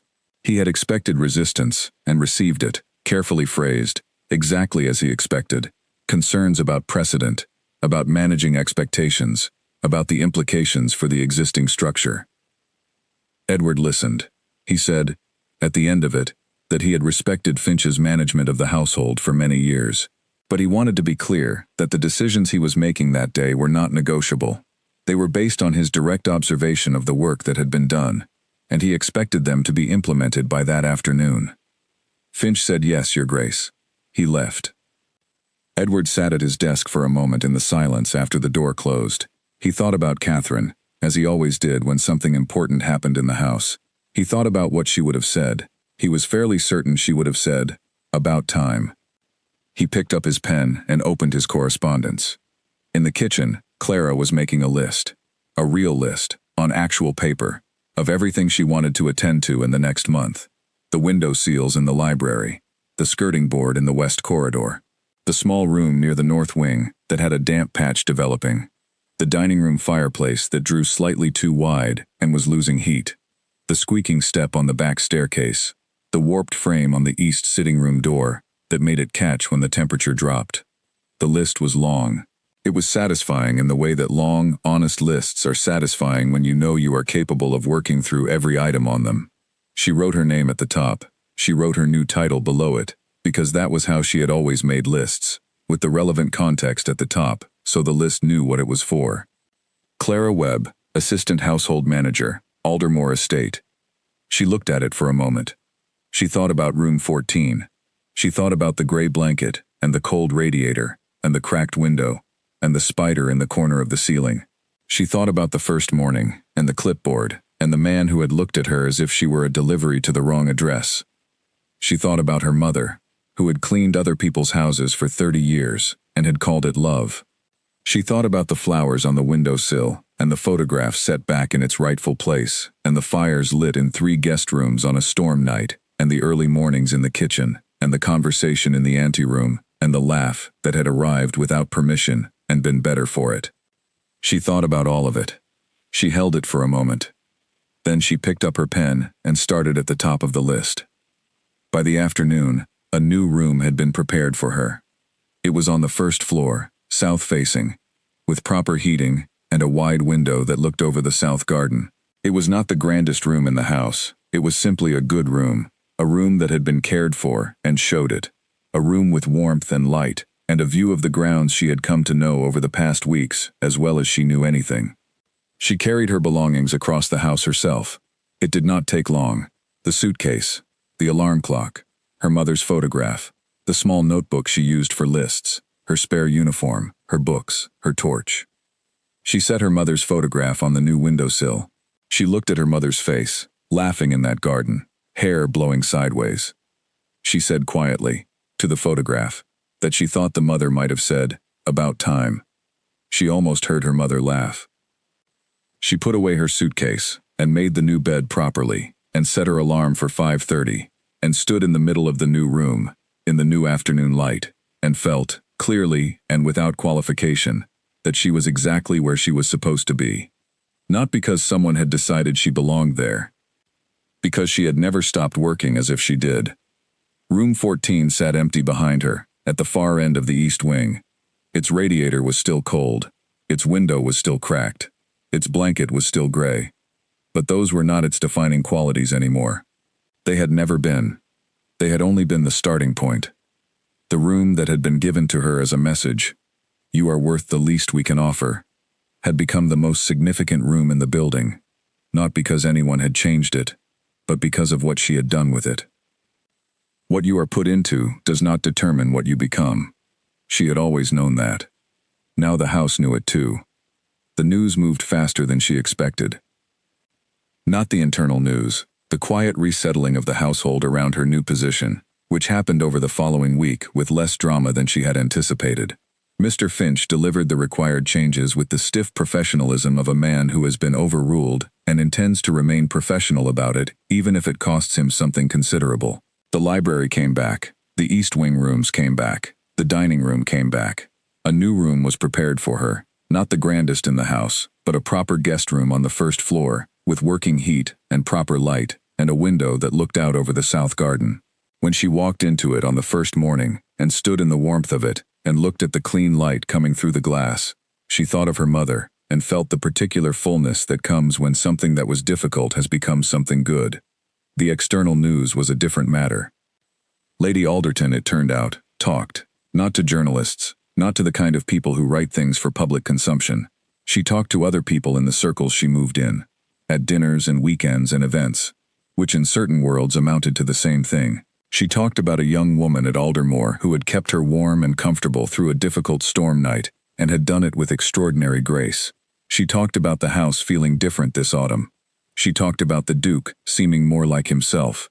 These conversations moved through their network in the way information moves through those particular networks, swiftly, and between people who knew other people. One of those people was a journalist. Not a tabloid writer, not a person interested in sensation, but a woman named Frances Drummond who wrote for a cultural magazine, and who had been looking for a story about a different kind of house for some time. She wrote to the estate in December, requesting an interview about the autumn season. She received a polite letter from Edward saying that interviews were not something he normally granted. She wrote back asking if she could at least visit. He did not respond immediately. Clara did not know about the journalist until Mrs. Aldous mentioned it in passing in the second week of December. She filed it away and continued her work. December at Aldermore was a different season from October. The house came alive in a way she had not seen, with preparations for the Christmas period that involved every member of staff, and filled the rooms with a warmth that had been absent. Wreaths on the doors. Fires lit in rooms that had not been used since summer. The dining table extended to its full length for the first time, dressed with greenery, and white candles that Clara helped to arrange with an attention to symmetry and proportion that the cook watched from the doorway and described approvingly as proper. Sophie Calloway arrived on the 18th of December with a bag and a bright scarf, and the energy of someone who has been looking forward to being home. She was 27, dark-eyed like her father, with her mother's directness and a warmth that she offered without reserve. She arrived in the kitchen on her first morning at 6:15, which surprised Clara, and introduced herself with such natural ease that for a moment Clara forgot the relative positions they occupied, and simply said, "You must be Sophie." Sophie looked at her for a second. Then she said, "Clara," with the tone of someone who has been told something and is now matching the information to the person. Clara said yes. Sophie said her father talked about her. Not in the way people usually talked about staff. In the way you talk about someone when you are not trying to explain them. Clara did not know what to do with that, so she poured Sophie a cup of tea and put it in front of her. Sophie looked at it. Then she looked at the wildflowers on the windowsill. Then she looked at the bread proving under a cloth on the counter. She said the kitchen looked different. Clara said she had made some changes, small ones. Sophie said her mother used to put flowers in the kitchen. A pause settled between them, not uncomfortable. Clara said she knew. She had seen them in some of the photographs in the library. Sophie looked at her with something assessing in her expression, not unfriendly, but intent. Then she picked up her tea. She said good, simply that. Philip arrived on the 22nd, 2 days before Christmas. He was different from his sister, more contained, more like his father in manner, though younger and less worn by it. He was courteous to Clara without being warm, which she understood, and did not hold against him. He was a man who took time to form opinions, and who would not offer warmth he had not decided was warranted. She respected that. Christmas at Aldermore was the fullest the house had been in 3 years. Dinner on Christmas Eve with the family and a small group of friends, all properly set and served, the table gleaming, the fires lit in every used room. Clara managed the household side of it with Mrs. Aldous, and felt at the end of the evening, when the guests had retired, and the kitchen was tidy, and the house was quiet and full of warmth, the satisfaction of having done a large and complicated thing very well. She was washing up at the kitchen sink when Edward came in. He asked if she was still there. She said nearly done. He took a cloth and started drying the things she had washed. She looked at him sideways, and he looked at the plate in his hand, and neither of them said anything about it, because neither of them needed to. Eventually he said that Sophie liked her. She said she liked Sophie. He said Philip would come around. He was careful. She said she knew, and that it was fine. He set down a dry bowl. He said Frances Drummond, the journalist, had asked again. She would like to visit in January. Clara looked at him. She asked what he would tell her. He said he had not decided. He said he had wanted to ask what she thought. She considered.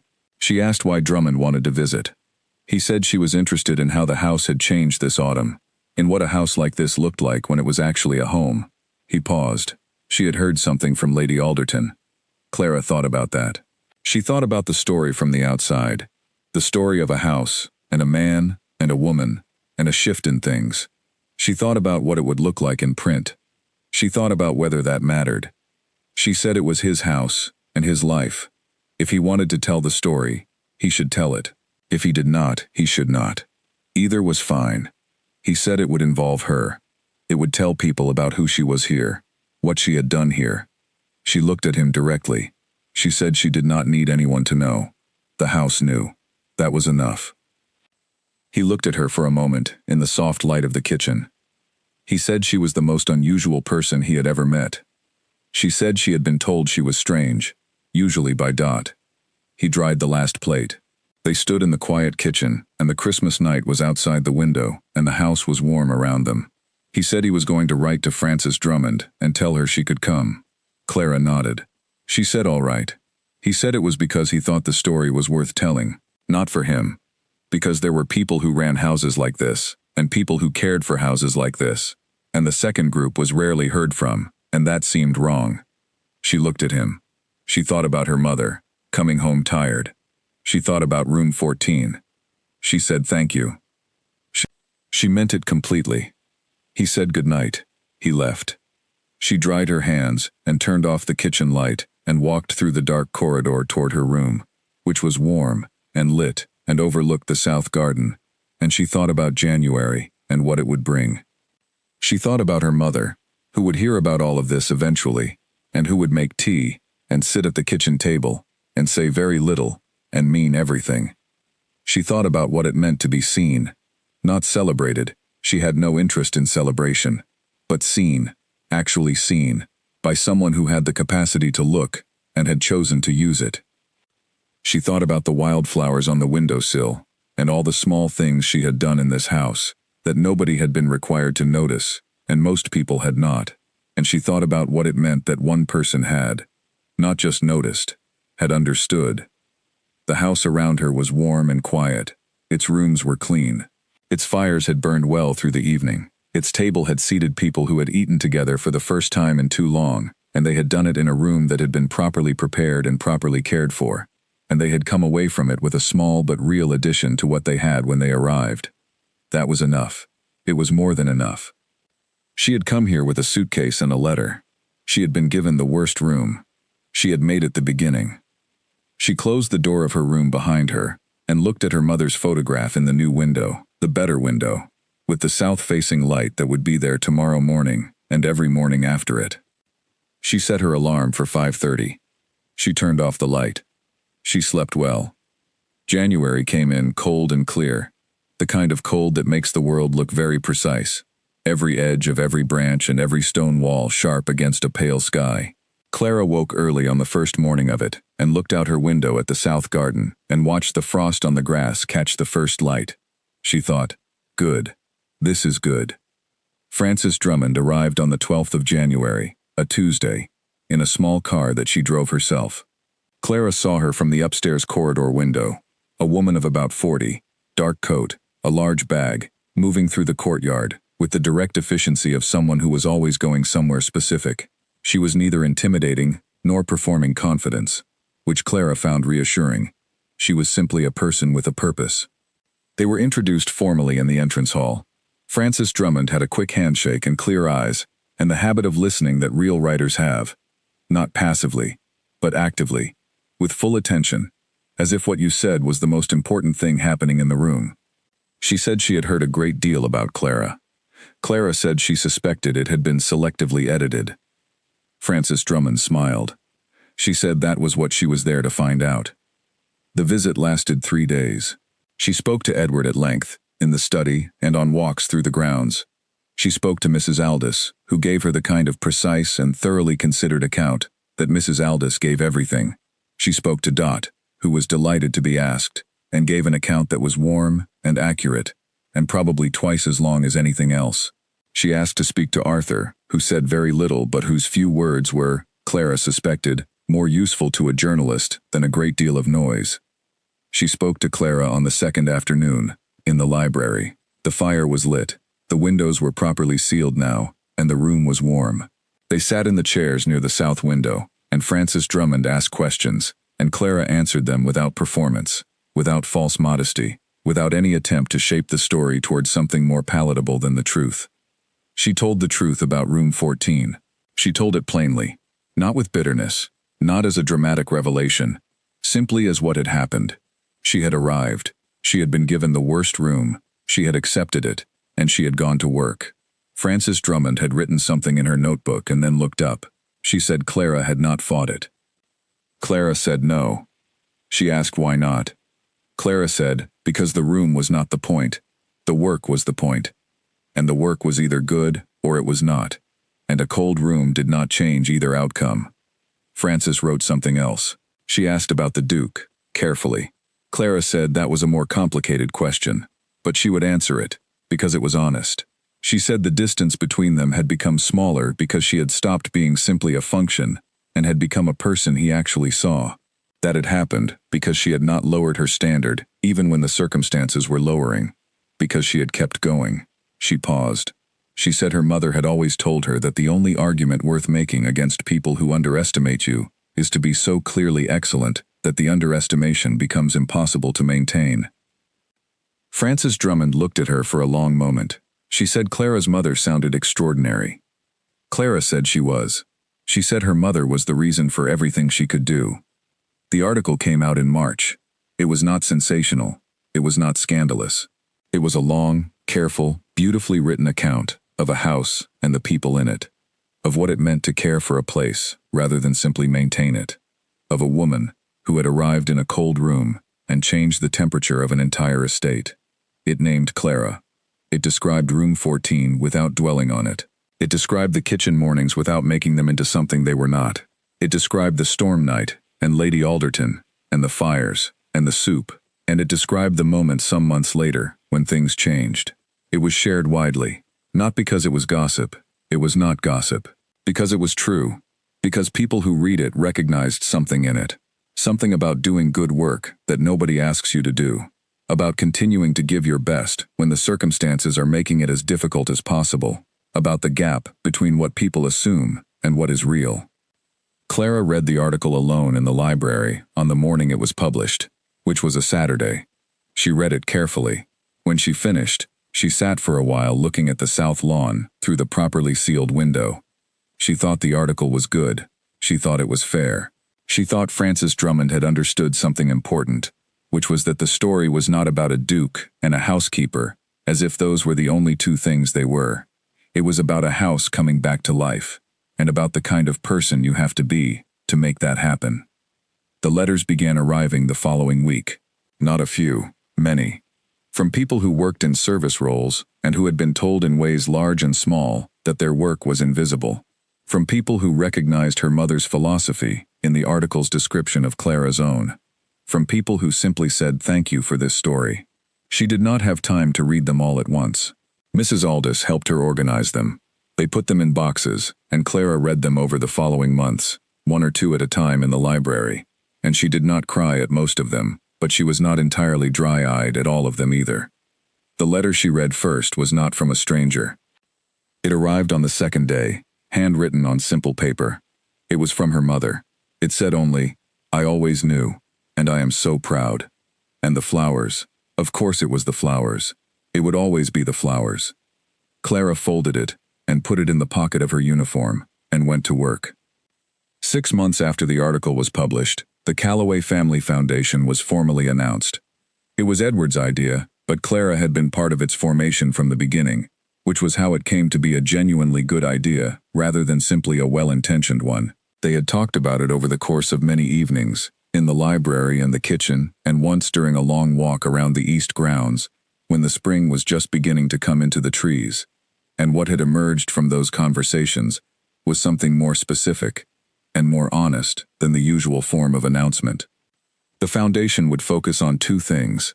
First, the creation of a training and support program for people entering household and hospitality work, people who had the skills and the care for the work, but not the connections or the credentials that typically determined how far they could go within those careers.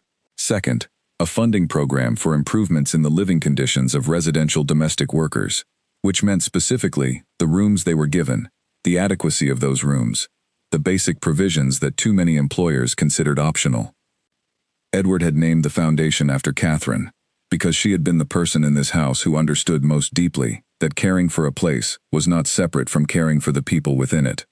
But the shape of it, the specific focus, the particular areas it chose to address, those had come from Clara, from her experience, from what she had lived. She stood at the announcement beside Edward and beside Sophie, who had flown back from London for it, and who squeezed Clara's hand before they went in, and she spoke to the room of assembled people, mostly from the charitable sector, a few journalists, some people from the hospitality world, Mrs. Aldous in the second row, with the expression of someone trying not to cry, and she said what she had decided to say, which was simple. She said, "I was given the worst room in this house, not as a test, not as a challenge, as a decision about what I was worth. And I want to say, clearly and directly, that the decision was wrong, and that it is wrong every time it is made, and everywhere it is made. And this foundation is one way of being specific about that rather than general. Because specific is honest, and general is easy." She paused. She looked at the room. She said, "My mother spent her working life caring for other people's homes. She did it well. She did it with love, which is not a small word, and should not be used in a small way. What she cared for, she left better. What she gave, without reserving the best for herself. And I was taught to do the same, and I intend to keep doing it. And I intend to make sure that the people who do this work, who really do it, who show up and clean the skirting boards and fix the radiators and put flowers on the windowsill, are seen, are valued, are given rooms with working heat." She stopped. She did not say anything more. There was a moment of silence, and then the room applauded, and she stood at the front of it and let it happen, without moving away from it, because she had learned that accepting what is genuinely offered is part of the work too. Philip Calloway, who had come back from Australia for the announcement, shook her hand afterward. It was a firm handshake, and he held it for a moment before letting go, and he looked at her with his father's directness and said she was good for this house. Simply that. It was the most important thing he could have said, and the fact that he had decided to say it told her that he had taken the time to decide it properly. Lady Alderton was at the back of the room. Clara had not known she would be there. The old woman caught her eye across the crowd and gave a small nod that contained in it everything they had said to each other on that candlelit night in November, and Clara nodded back. The summer came. The grounds of Aldermore were their best that year, or so Oliver the groundskeeper said, and he was not a man who overstated things. Clara had become involved in the garden planning as part of her extended role, and there were new areas of wildflowers near the east wall, deliberately and properly planted this time, that came up in July, in yellows and whites, that were visible from the kitchen window. She still started her mornings early. Edward still came to the kitchen before 6. The conversations were longer now, and deeper, and had moved well past the formal shapes of their beginning.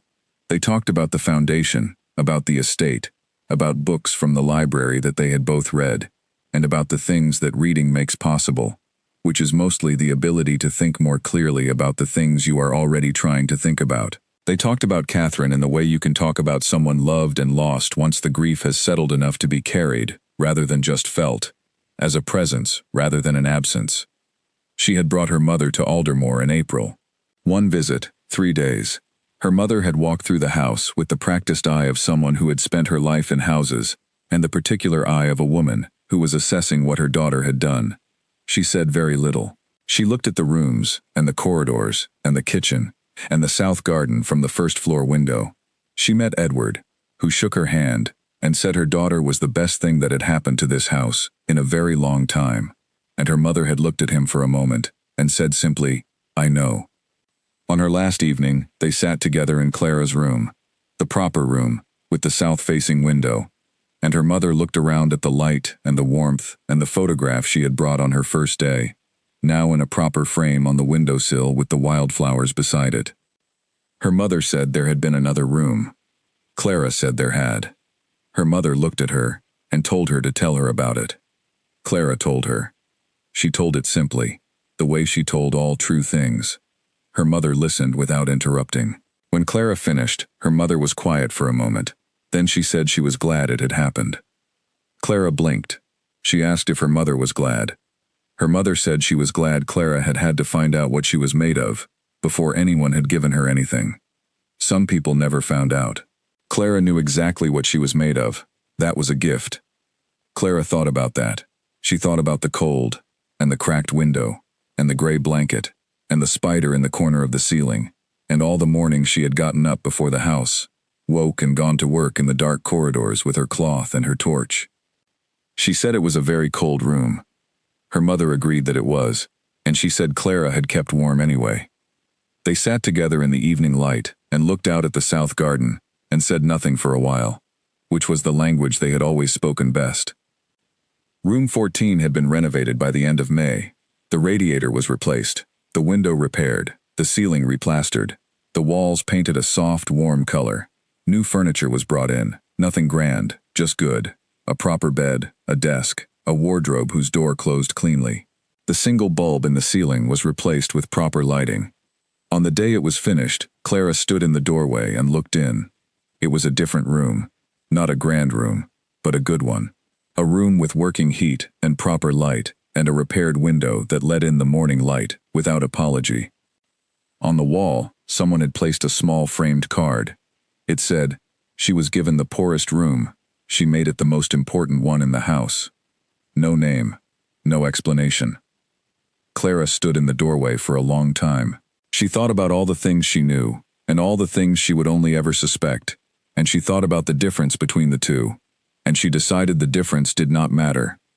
She pulled the door shut gently behind her, preserving the light inside it. She went downstairs to the kitchen, where the kettle was already on, and the wildflowers were in the window, and the day was beginning in the way all good days begin, quietly, and with the promise of work that was worth doing. She had a list. She always had a list. She picked up her pen and started at the top. The house was warm around her. Its walls were old, and its rooms were full of history, and its corridors held the echoes of everyone who had ever walked them.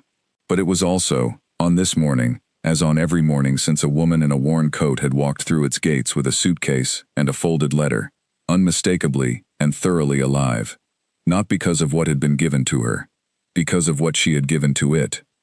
And what she had given, freely and daily and without condition, had turned out to be the very thing it had been waiting for. The flowers were on the windowsill. The work was ready. She began.